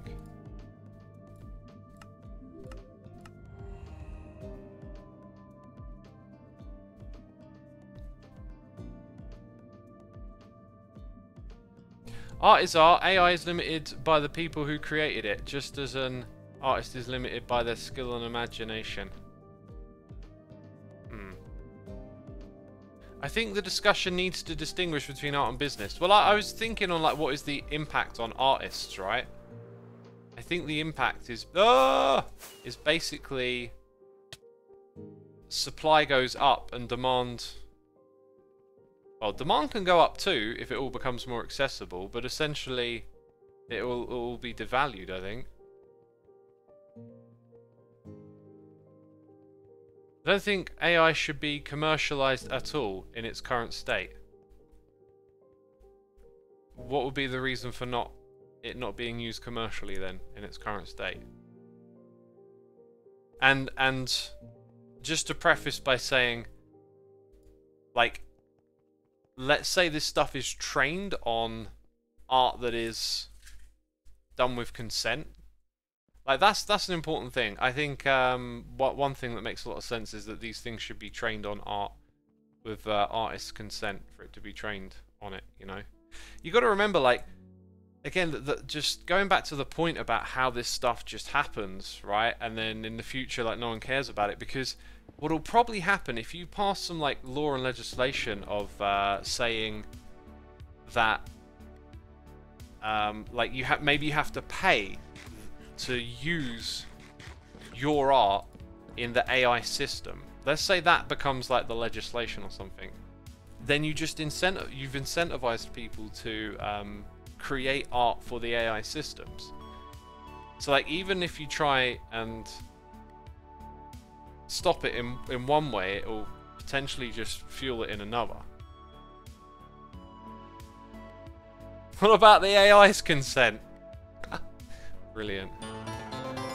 Hey, we got a noise in the ear. Randy Nicole here, 92 months. Appreciate it, my dude. Hi, X, sorry I'm late. Hey, no problem, man. Just come in whenever you like and enjoy what we're up to here. Molly the Spice says, I could live with that.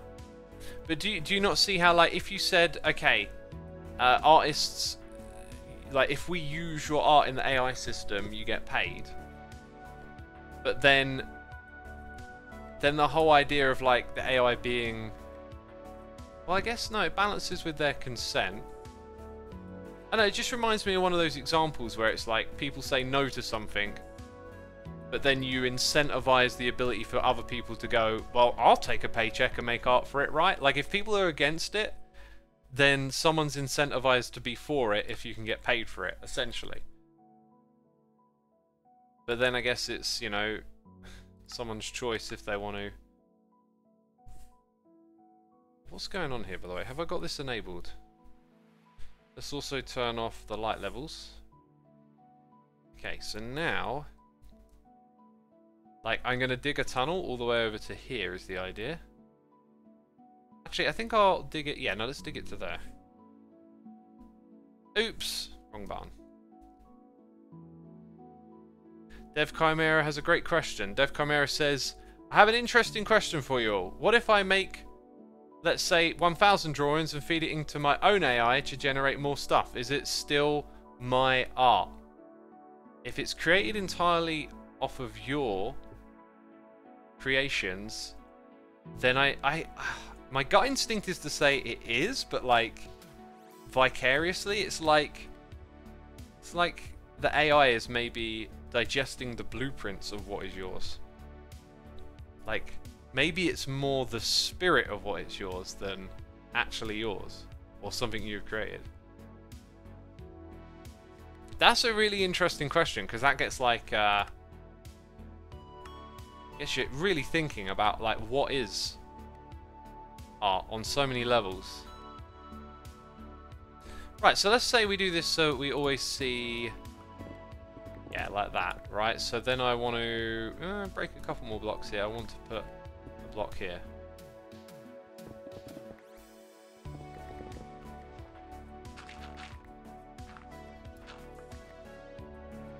Like that? Yeah, that's the way. So if you program the AI, then is it yours? I think so. Yeah, did you program the AI or did you not? I mean, this brings up like loads of questions about ownership.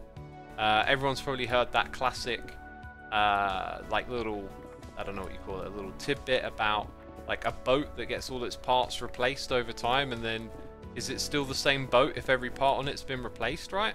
It happens with the human body too. The human body replenishes itself over time. You will not have the same every little bit of, you know, you in your body that you will when you die. Although I've got a feeling, if I remember correctly, something in the brain is slightly different with that. I think brain matter might be less sort of recycled, or your neurons or something actually, once they're created, they're sort of that way forever or something. I can't fully remember. I just listened to too many things, right? The problem isn't AI art, the problem is money. If artists had a secure future funded by the collected, there would be no need to worry, and unfortunately, art itself is on the higher levels, it's just money laundering. Oh, I know all about that, G-Stav. I mean, I know exactly what you're getting about when you call it money laundering. I might not, I would probably prefer to not say money laundering, but be like, let's paint a vivid picture of what this is, and then, yeah, you yourself could probably conclude it's money laundering. Like, it probably needs its own word as a definition, but I know exactly what you're getting at. I've learned about that stuff. About how art is used to, like, move wealth and hold wealth, or at least high art. Yeah, but what was the other part of the point? Forget now. You renew your cells in your skeleton every 10 years, says Court. Wow, every 10 years. Hey, we got a little bit of haste out here. That's your skeleton though, right? I'm sure your brain is something different with the brain. Hey, I think we're nearly there. Look at that, we're there. So we're also going to build an entrance to this area, and then I was thinking of maybe building some like similar structures, excuse me, to this, just in the background to hold up the ice tray thing. Let's now go ahead and make this thing 3 wide, and then we'll make it wider again or something. I think it was about money, right? Like if all artists were paid. Now, if we're saying AI is theft, if that's the argument, are we saying monetary theft? Because when I hear that, I feel like it's an emotional argument and one that's about the value of art, like humanly speaking, not just money. Is that what the AI art is theft thing about? Just in general, or just because of concerns about being paid? Because if it's about in general, then it's like a real kind of ethical dilemma. Whereas if it's just about money, then I think legislation and stuff like that would have a much better time being able to sort things out, perhaps. No, it's IP theft, not monetary, though it does have some monetary implications for artists. I think you'll find like there's different degrees when you start to like pick apart the argument. Again, as I said earlier about the whole hot takes on Twitter, again, another reason that I don't like it and why I want to listen to like conversation about this stuff. And I've got a video on my feed that I'm hoping will be decent. Like, hoping it'll be like nice conversation to understand the other side a bit more. It's already happening with programmers, says Restic.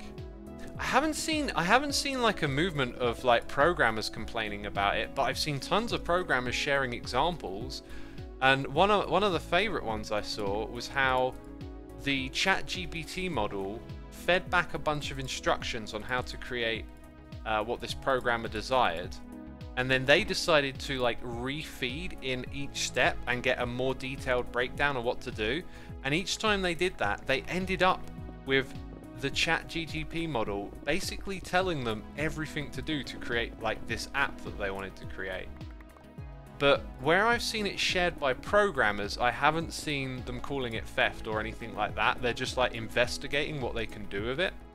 I think programming probably appeals less to an artistic nature and more of like a productivity nature. So like naturally the response is probably more along the lines of what can I get out of this new tool with my programming. It honestly made me like, I've always kind of wondered, oh, I probably would really like programming if I could afford the time to learn it and stuff. And it had me thinking, what if I have a good app idea? The next time I have an interesting little app idea, maybe I can try it on ChatGPT, feed in a bunch of steps and see where I can get with it, right?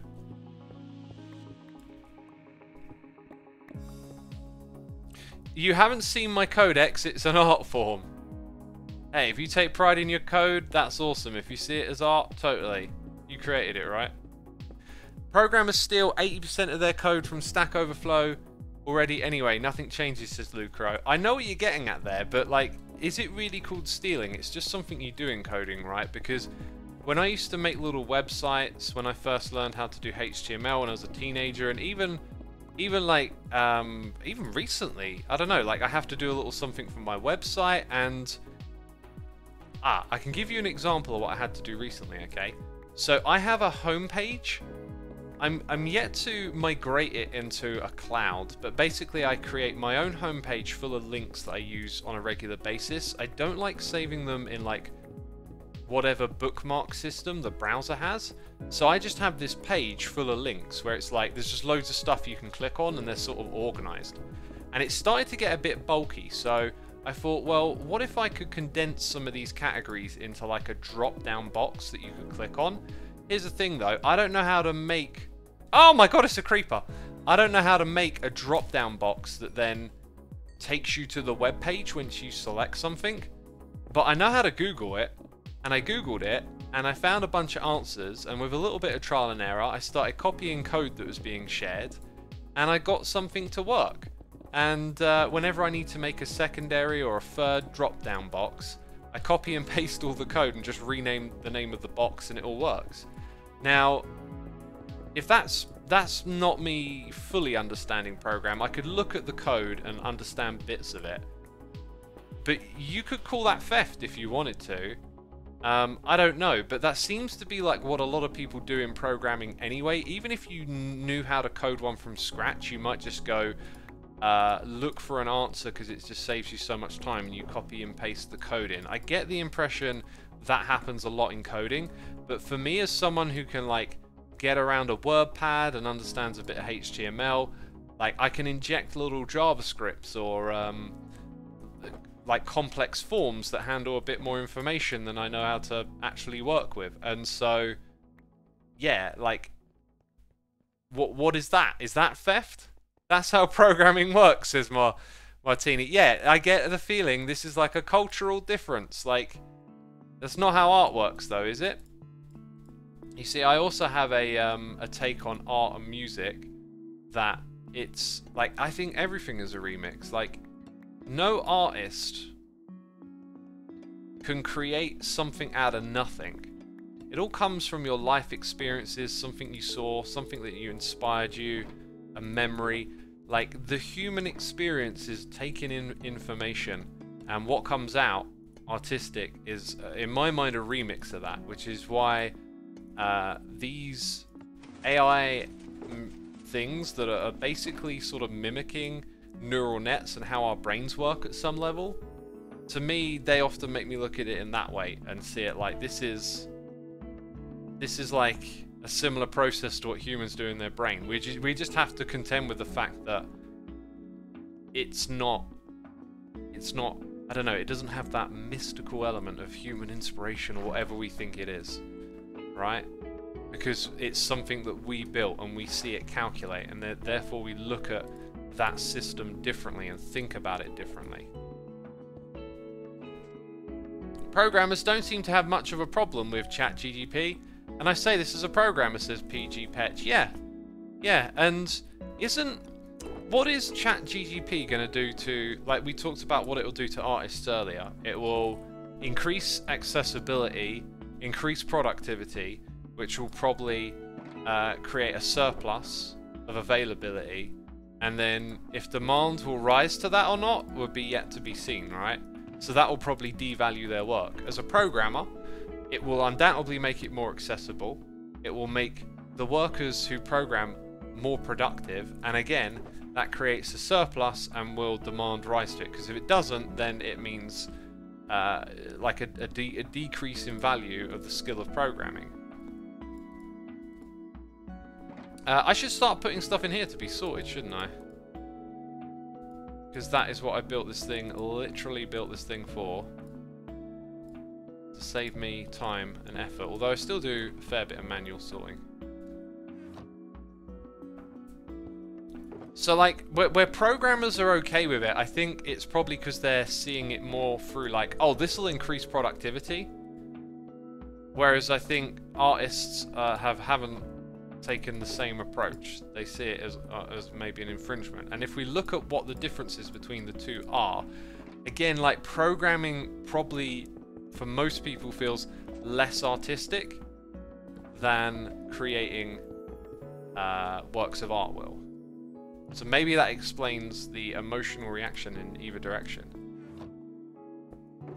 But yeah, like an increasing productivity in programming that can feed back into like the ChatGPT models potentially, you know. These ChatGPT models might train a young generation of programmers to become even better at programming and make the future ChatGPTs even better. You know, like, we could be entering a crazy feedback loop. Right, I've got so much stuff here to sort away.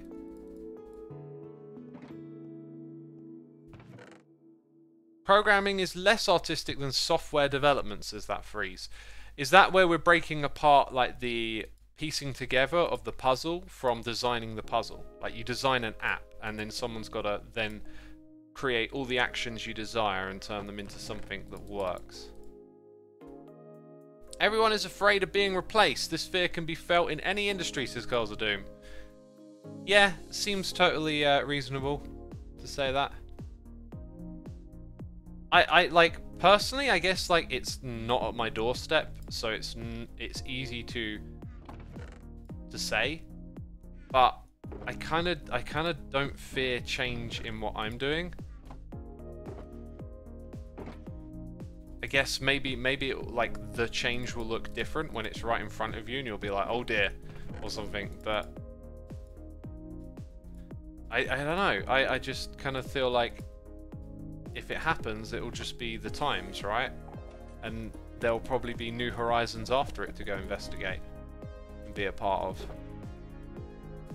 Like, if all of a sudden your favorite streamer is just curated AI generated content for you, then like, what's the next thing that humans will do after that?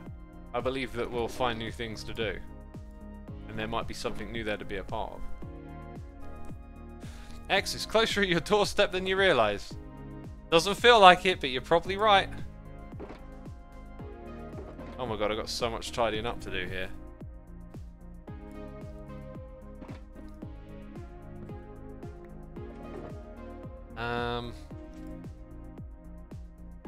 Yeah, absolutely loads. Okay, let's just go drop some stuff off over here.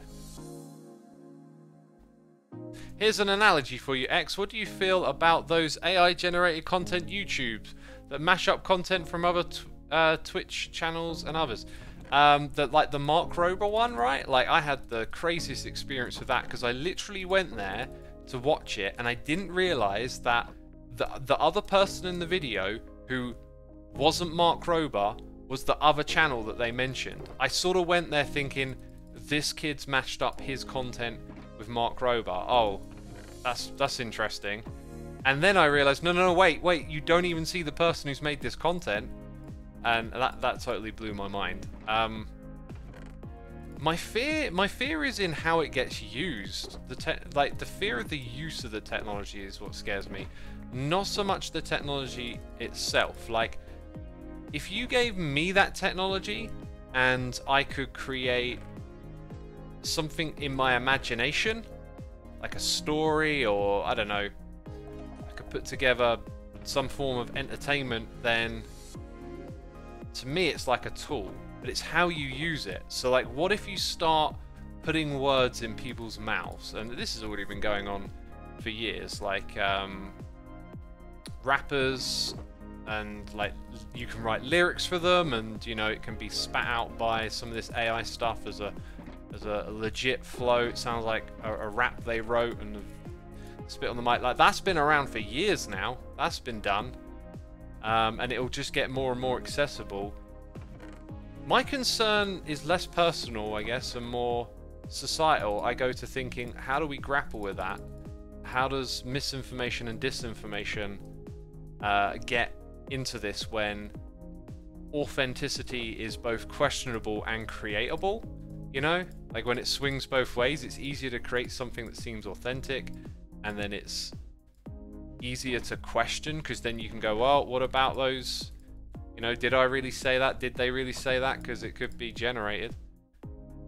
So it's like what we do with it is what sort of scares me. PG Petch says the problem seems to be stolen arts that get fed into the AI, not the AI itself. So I think we should think about what can be done to help protect these artists or punish the people who feed the stolen arts instead of having a prejudice to AI in general. I like that take a lot, PJ Petch. I like it a lot. And like, when I learned about this stuff, they were, you know, generating it on Creative Commons licenses, or sorry, libraries, and, you know, works that are out of copyright. And okay, so legally sounds good. Maybe there's ethical questions there. Oh, I can't read the rest of your message now.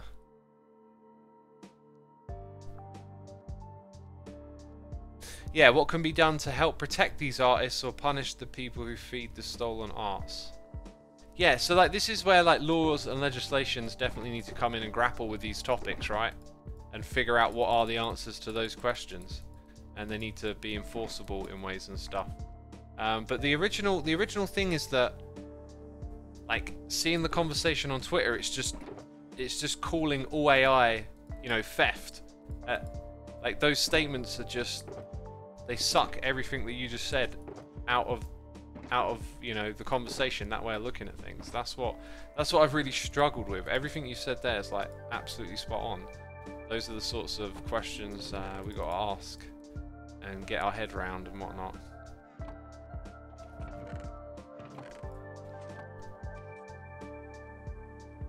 I personally wouldn't trust humans to control AI because there is always that human greed somewhere. Plus wouldn't trust an AI with free will because Samaritan from Person of Interest. Don't know what the last bit was about. As for like, you know, I think people are inherently good. I think most people are decent most of the time, and the problem is like destructive potential. What does it mean when destructive potential is increased? It just takes that one person on a bad day to make that bad decision, and these tools, as they get more powerful, their destructive power, I guess, increases with that, right? Their disruptive power might be a better wording there. Some of this stuff I like to just drop straight into the chest if I know, oh yeah, like all of that goes in there.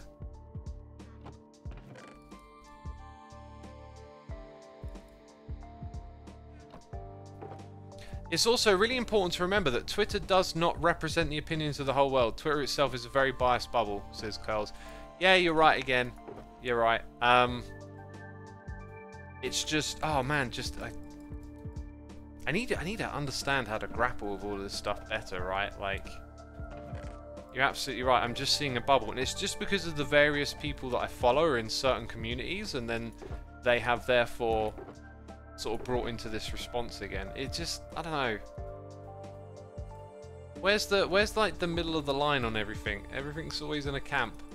It's always on a side. It's just, ugh. Drives me mad. Twitter is a good example of a loud minority in Oasis Skyfighter. Yeah, I've been banging on about that a bit, haven't I?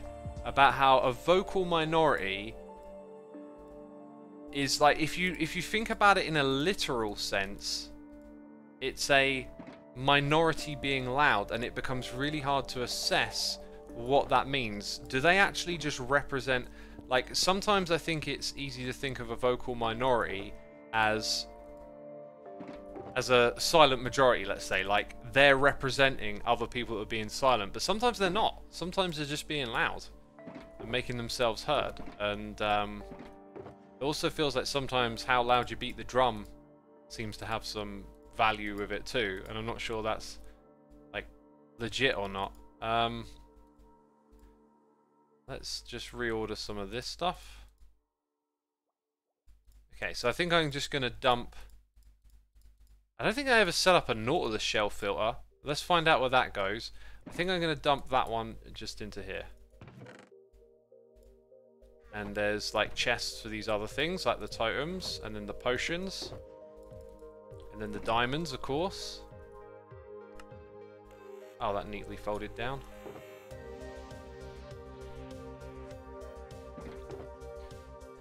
Yeah, what was the other one? What was the other one? The potions, potions, potions, potions. There they are. I really like how this chat is very calm and talks about things while others' chats are very chaotic, says Crazy Bear. I'm glad you see it that way. That's what I'd like to promote, really. X is a vocal minority, says Molly the Spy. But how would you know? How would you measure that? Right? Like, do you know what... Like, obviously, my voice can only resonate with a handful of people that are here right now compared to the vast populations of people. How would you know how much what you say resonates with more people? That's why I think it's important to say vocal minority, because it brings attention to the fact that vocalizing may not represent a consensus. There isn't carved copper in there, no. Yeah, we're gonna take another box of that out. Right, Nautilus shell. Where on earth did I store that? I'm gonna have to pull out my references, let's call them. Where are they actually? Those references. I remember where they are. Navigating there now.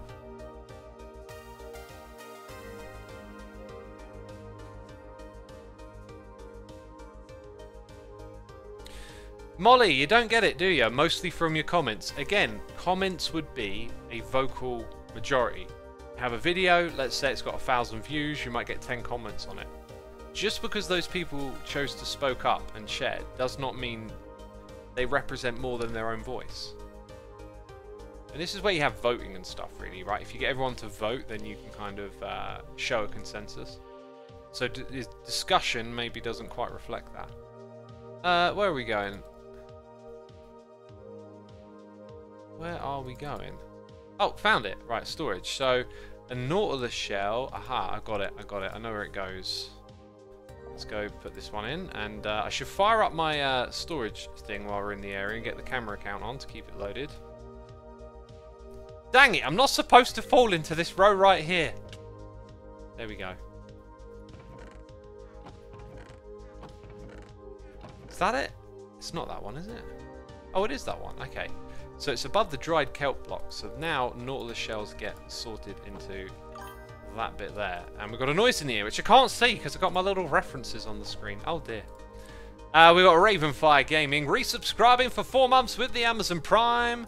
Thank you so much for using the Prime subscription on me. I appreciate it. And I hope you're enjoying the stream. Thank you for the support. I guess I might as well just chuck that into our lights over here. Let's get Minecraft rolling up with the camera count.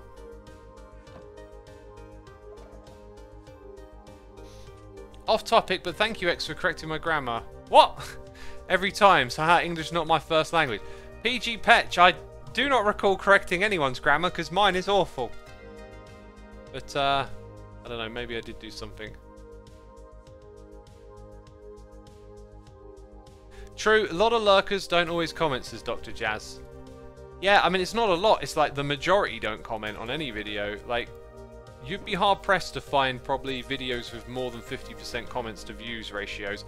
Maybe when you're talking about, like, a small amount of views, maybe. But, like, once you get past, I don't know, a couple thousand, you'll probably find most of them have, like, way less. All this stuff, except that won't... I'll let it go through the system.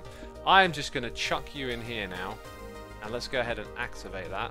Hope I don't have to suddenly log off. I think that's actually from all the materials we've been picking up around here. Right, and then, oh, that also goes in here, doesn't it? Yeah. Now, here's a little trick I like to do that's kind of good, is just to throw in a bunch of stuff like this first, because then if you need to put more in, like you've cleared up all of these bits that don't have a lot, like here and there,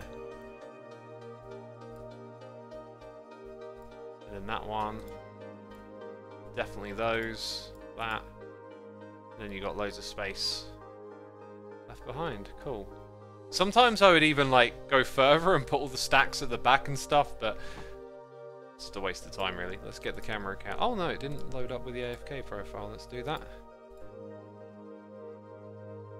Most times when people don't care or are okay with it, they don't show their opinion, or they disagree or similar. Tend to voice their opinion a lot, so a small group might feel like the bulk of what people think, giving you the sense of everyone thinks this. Yeah.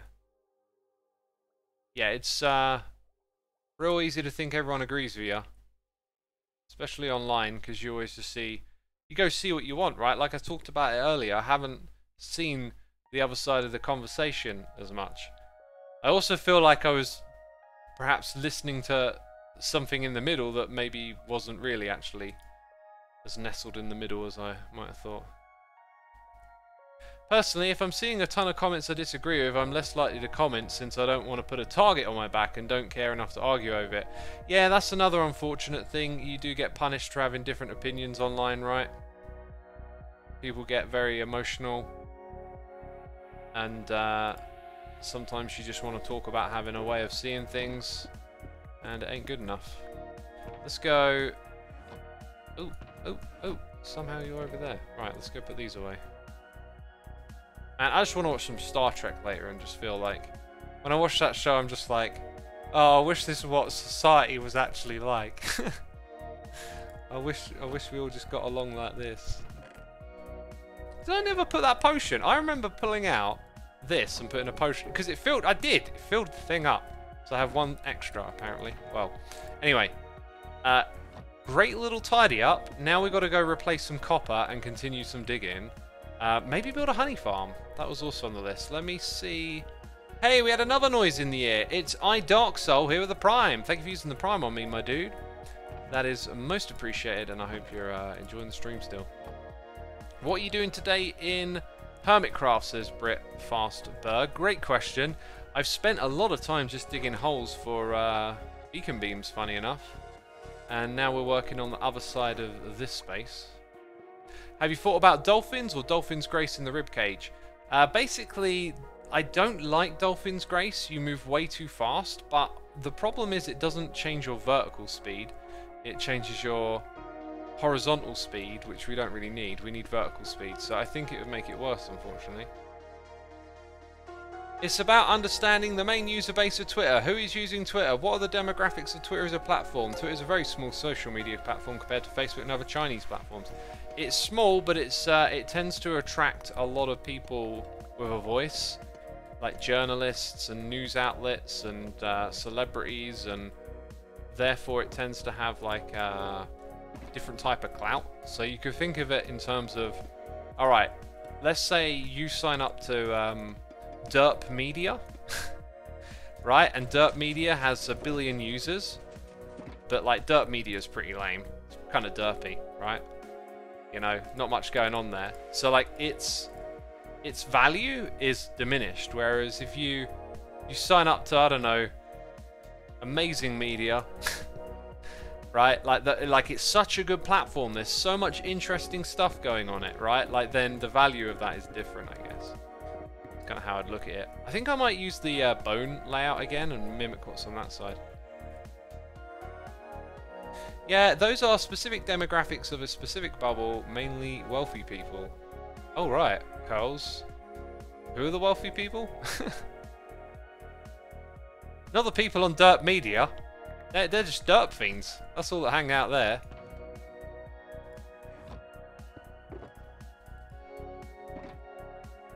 I'd subscribe to Derp Media.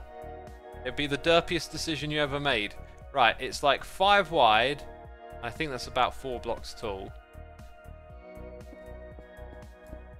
So it's pretty close at the moment. I feel like Derp would be the superior one. Alright. Derp Media, trust me, it ain't happening. I ain't making no media platform. Celebrities, well-known journalists on Twitter. Okay, yeah, so maybe because it attracts successful people, you can correlate that it'll attract wealthy people too. I mean, that sort of just makes sense on the notion that it has like a higher value, like I was saying a moment ago, so that would probably track monetarily as well. Like, if you are one of those people, you're probably more likely to have more wealth, I guess. Person sent you a derp request. That is my inbox every day. The only person who can be sent a derp request is me on the platform. That's how that works. I know. I designed it in my head a minute ago. Best way anything's ever designed is just, you know, completely spontaneous. I keep thinking, where are my torches? And it's like, oh yeah, there they are. They're in my hand. So let's go back to the opposite side. Over here, yeah, we recess. We'll do the same again here. I think, yeah, whatever pattern I come up with on the one side, we'll copy over here. And then we can turn these into like segments where it just slowly staggers upwards, and hopefully we'll have a nice design for it and all that stuff. Hey X, will you be streaming on Christmas or not? Won't get mad or anything, but I just want to know. Crazy beer! You're trying to hide how mad you're really gonna be! Oh, I want to sound polite, but I'll be so mad if he's not streaming on Christmas Day! Oh! Spending time with your family and not me! Oh. Oh, my dude, my dude. I love the politeness. Sorry to bother you, X. Sorry to disrupt you, though. I just noticed your arm's on fire.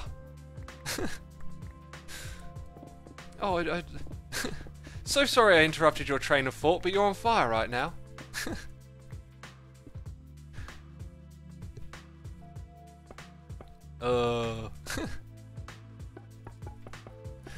I won't be streaming on Christmas Day! I'm spending time with the family. What a selfish git I am. Oh. Yeah, no, Oh, golly gosh, that sounded even more British than usual, says Curls of Doom. It's like I'm from here or something. Yeah, no, I'm going to be off. I got a really nice Christmas. Probably because I'm not, like, stressing about making videos. That helps. That's one part of it. I've got off Thursday, and I might stream Thursday evening.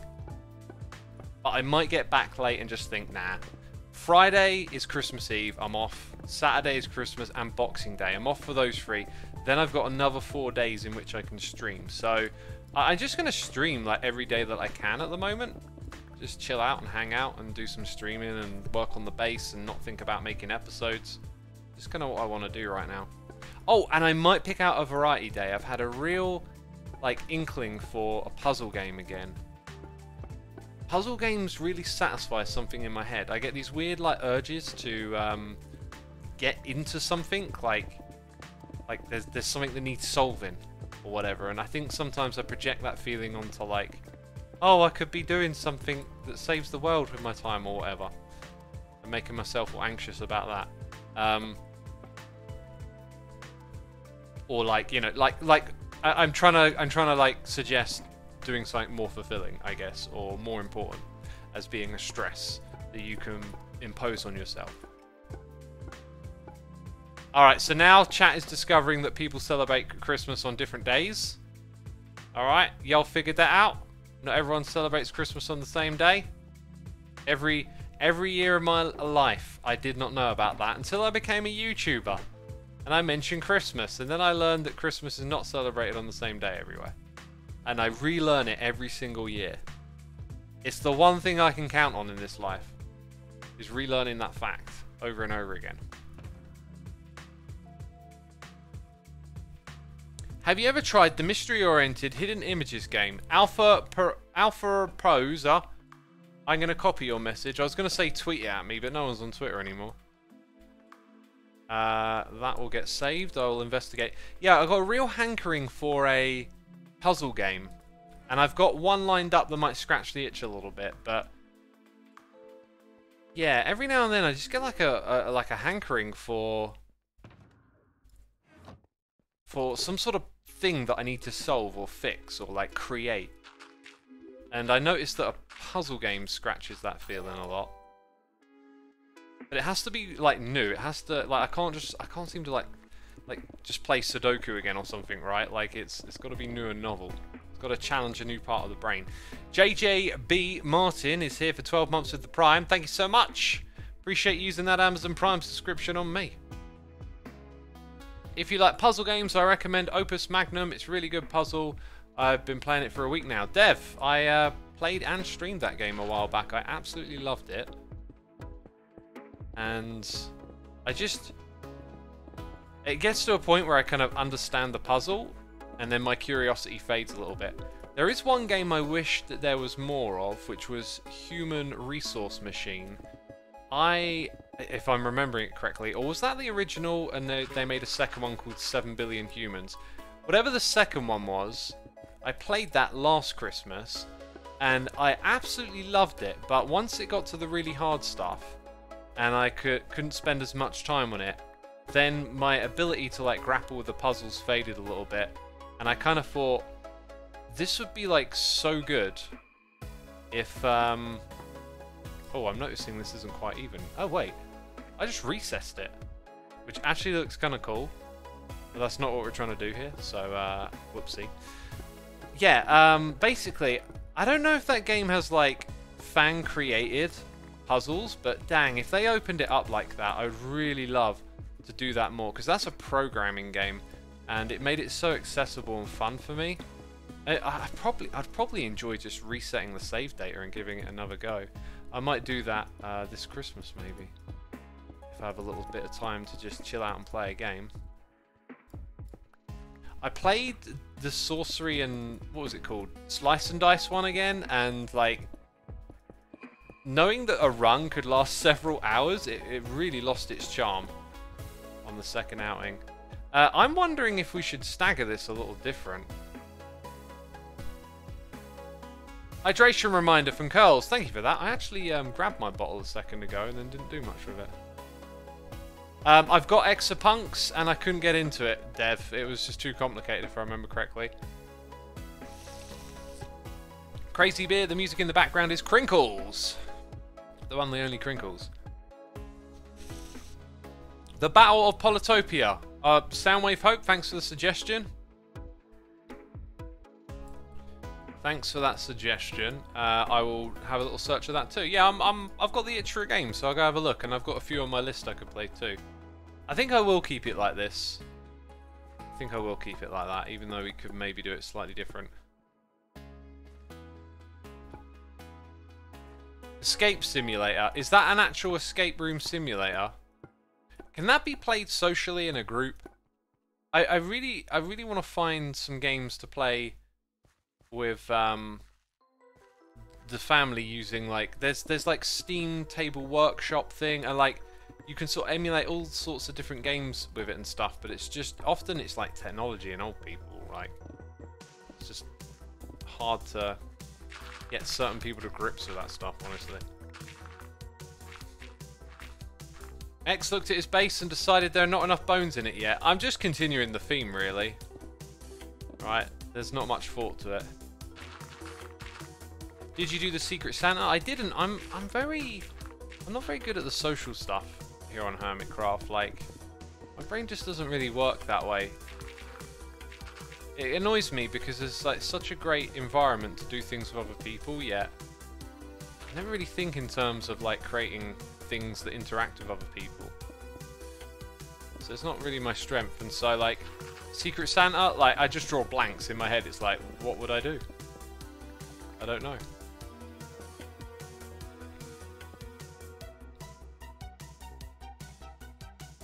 You could get a board game instead, says Talbot. I've got a whole bunch of board games to play. Yeah, a whole bunch. Usually we just end up playing cards. I'm just like, my brain is just different from the people around me. Like, my idea of like doing something cool together as a group would be like playing Factorio and building a base or something, like, you know, or playing Minecraft, and just no one's on my kind of wavelength, right? Like, I don't like quizzes and stuff like that. Those sorts of games where you, I don't know, make up silly words or answer quiz questions. It's just, it doesn't stimulate my brain. It almost suffocates it. Good game of Uno is always useful for the next friend family night. Yeah, Uno's really nice and simple, but it's like, it's got no depth really. It almost plays itself, but because you know, you're going to make the most logical decision with your cards, right? But it's nice to play with young kids and stuff. Gets them learning numbers and thinking a little bit. It's a really good like learning game, I think, but a lack of strategy and depth, which is what I like. I enjoy some of the more complex board games, says Talbar, as would I. We got a little staff gaming night soon where we can play some board games that I'm looking forward to. I need to drink more water.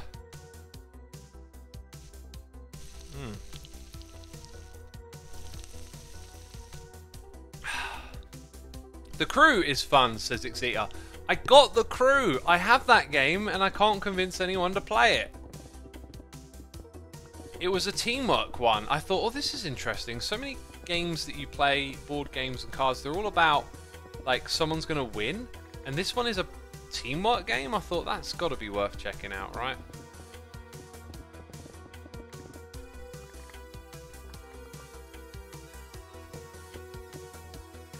many people are online? Quite a lot of the old Empire's crew are on, I see.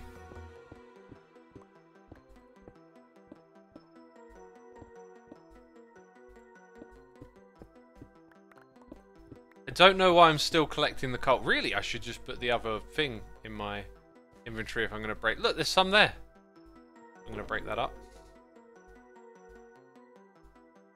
Oh, I thought I had an empty one. I guess I'll borrow some of this space. Any more copper coming in? Not yet, not yet. Yeah, let's actually go ahead and break all this down. And repair this pick as we go. Genius. Genius mode. Let your family try the VR if someone has the gear. Slap some Beat Saber on them and the silly dances go on. Yeah, you know, that would be fun. It's really easy to, like, impulsively buy stuff for doing stuff like that, right? But then I think you'll probably do this once or twice and then it'll just be back to the normal stuff. So I've avoided, like, buying console related things just for that. But yeah, like the VR headset, I've sort of been kind of like waiting for a moment to buy one, but it never feels right. Those games actually don't really appeal to me too much, but like the technology seems interesting. I reckon there's going to be a game that comes along at some point, and it's going to be like, you know, Doom on the PC, where it's just like, this is genius, you've got to get a headset and play this game, right? Like when the use case really matches the medium. There's been a few that have come along and actually done a pretty good job of showing what VR is capable of, but like when's that killer one going to come along where it's like, oh, this is why we play VR, right here, a new type of game or something. I wanted to buy the Pico 4, and to be honest, VR seems to be a real social platform. I don't really have friends with VR equipment, neither the time to play with. Yeah, there's always factors like that, isn't it? It seems nice, but then do you have the time? Does anyone else have the same equipment? Lays 24MC, thank you for 13 months of support. I appreciate it, my dude. Hope you're entertained, enjoying the stream, having a good time as we hang out here and just do some classic Minecraft grinding, really. That's all it is. Ain't nothing but a thang, as they say. As someone says. I forget who said that. Was it that doctor with his dog? Oh, what were they called? Dr. J and Droopy? Something like that. Ain't nothing but a thang? I can't remember. God, rings a bell. It rings a bell.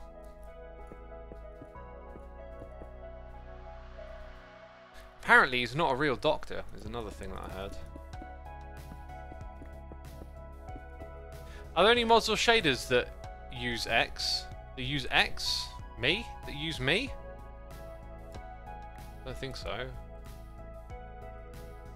You aren't ringing bells, X, you're placing blocks. Oh! Okay. Got it wrong.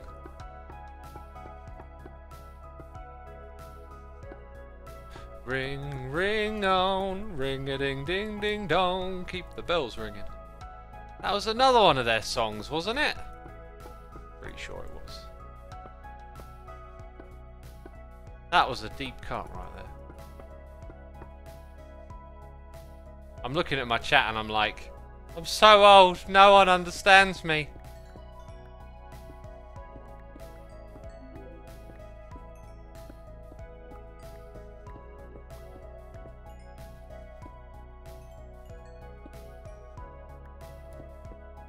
Oh, there's more.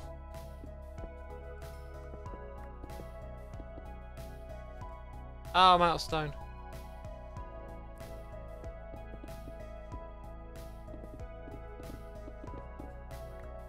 One person understands.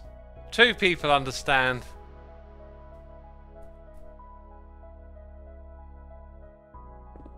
Okay, okay. I'm not going insane. Insane in the membrane.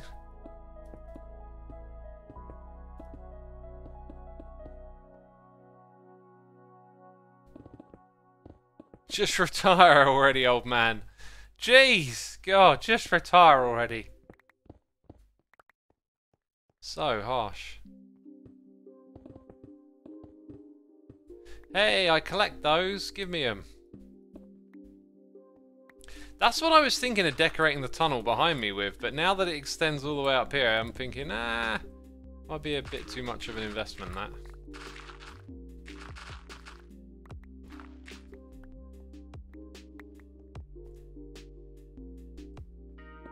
That one was a hill away. Oh, very clever. Very clever with the pun and the joke and the hee-hee and the ha-ha. Ageville is a state of mind, says Mickey. It really is. I mean, you can't deny that your body will be aging, but don't let your passion for life. Don't let that age. Keep that curiosity. Keep it alive. Alive and well.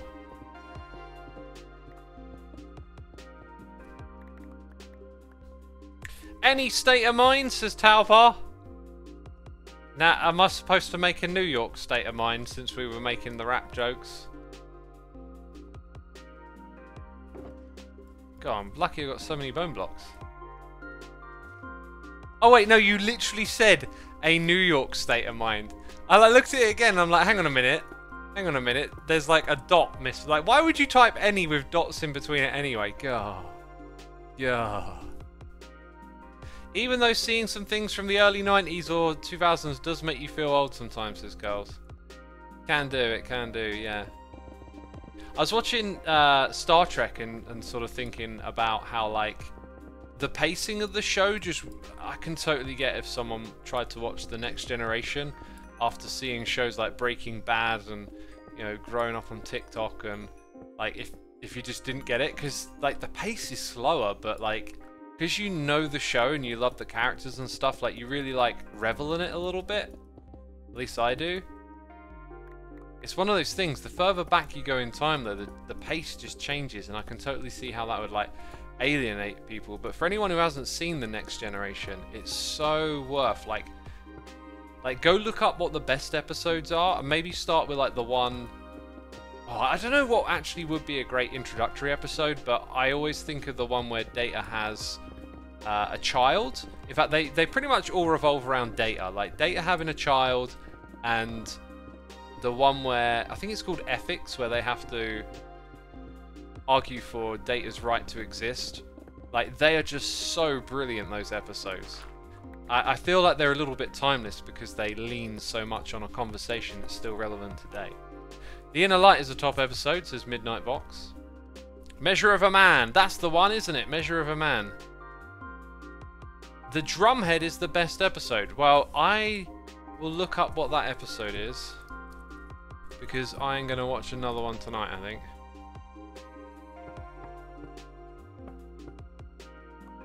Speaking of AI, lol. Yeah. Yeah, like, when you think of where AI is now and you go and watch, like, what Data's like, you can definitely pick up on things where it's like... I mean, you can watch the whole of that and just realise that, like, whenever you see him interacting with the computer and stuff, so much of this is, like, automated, you know?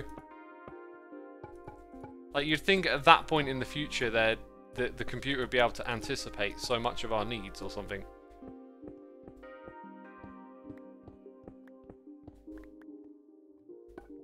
Right, you know what I didn't do? I didn't build a honey farm. Might have to just save that for the next one, I think. Not going to do too much with the roof here. Well, I could do a little bit of filling in. Actually, I'm just going to fill it in. Because I'll end up ripping it out later, but it's not that much, really. We had a big patch of gravel above our head to contend with.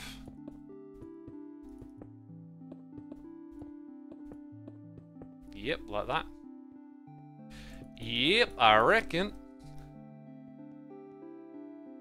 We're going to get there a little bit sooner, I think, because of the nature of this slope at the moment.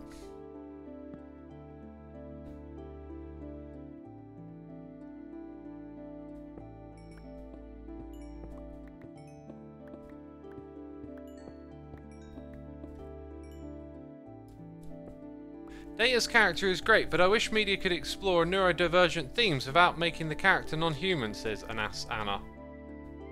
I don't think you would put Data in a neurodivergent category, right? Like, he is literally supposed... Like, that's not neurodivergent, that's him being an AI.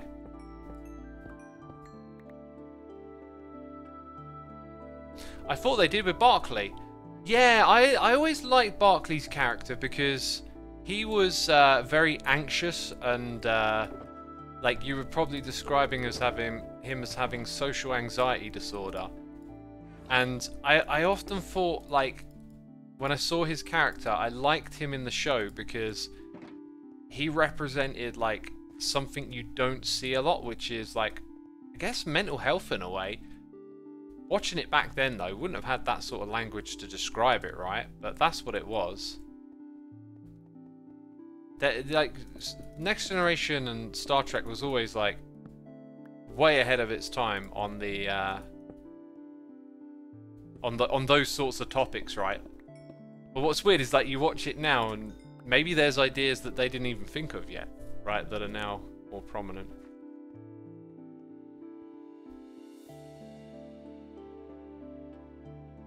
What about Q? Well, Q isn't even human, right? He's like a all-powerful being, essentially, so...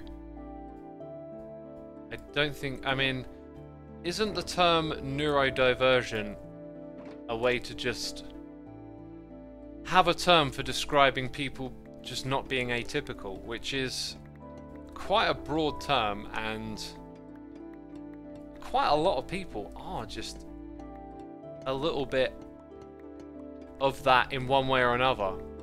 You get to know people, everyone's got their quirks.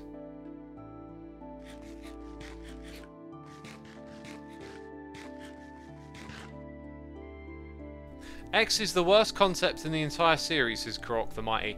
I feel like I might agree with you if you were to explain why, because I always just thought it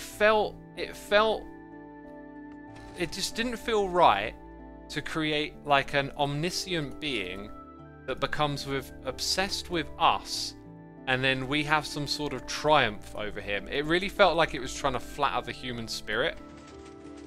Like there's this omniscient creature that's just sort of obsessed with us and we're so great or something. Like, it really, like, I always thought that about Q. But they definitely put together some good episodes with Q in, and some interesting stories. Just the overall premise, I can totally get why you wouldn't like that.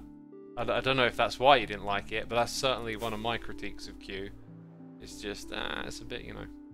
Crazy Beer says, what does neurodivergent mean? I think what it means is you're just not, like, your neurology isn't as typical as others, because everyone's got their own, you know, neurology, the way you think and stuff. Like for me, if I have something that isn't neurotypical, if I'm using the right terminology, sarcasm would be one. Like, it's really funny because I love sarcastic humor when I'm telling it, but believe me, it goes over my head so much. Like, and I kind of like scratch my head and I'm like, why do I never get this? Like, when people are sarcastic with me, I don't get it. It like totally goes over my head. Yeah, I love it. It's because I love Ricky Gervais's humor. He makes the sarcasm like really obvious to me. Like, I know where the punchline is, so I really like that sort of humor. But then when other people do it, I'm kind of like, ah. You don't say, says Taubal. I do say. I'm being deadly serious. It's like, I don't know. It goes. I don't know why. It just goes right over my head, even though it's what I like. Even though it's like the sense of humor that makes me laugh.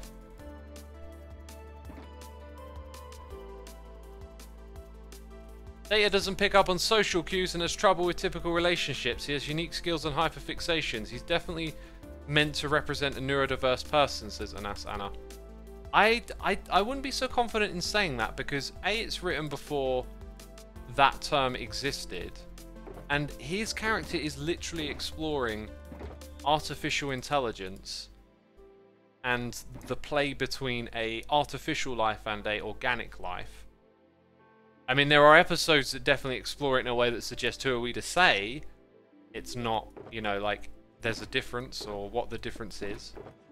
But I don't think it really relates to that because it's just not of the time. Like, that wasn't the conversation of that era, essentially. is this Hermitcraft, says Infinity. This is absolutely Hermitcraft that you're watching right now, my friends. Peeps, be sure to hit the follow button if you enjoyed today's stream. I will be back again tomorrow, probably with the crate mod tomorrow. We'll see what happens. We'll see what happens. Yeah. What am I supposed to do? It's like the end of the stream and I'm like, oh, I need to do something. Hey, Tango Tech's streaming. I haven't seen Tango in a while. We'll go raid Tango. I think he might be playing... No, he's not on here. He's probably on Create. Yeah, right. Big thanks to everyone who subscribed, resubscribed, donated and cheered. As always, I appreciate your support. Thanks to all the mods, the patrons, the people gifting subs. Y'all are appreciated and I will see you again soon. So feel free to join in the raid. Take care, everyone. Bye-bye.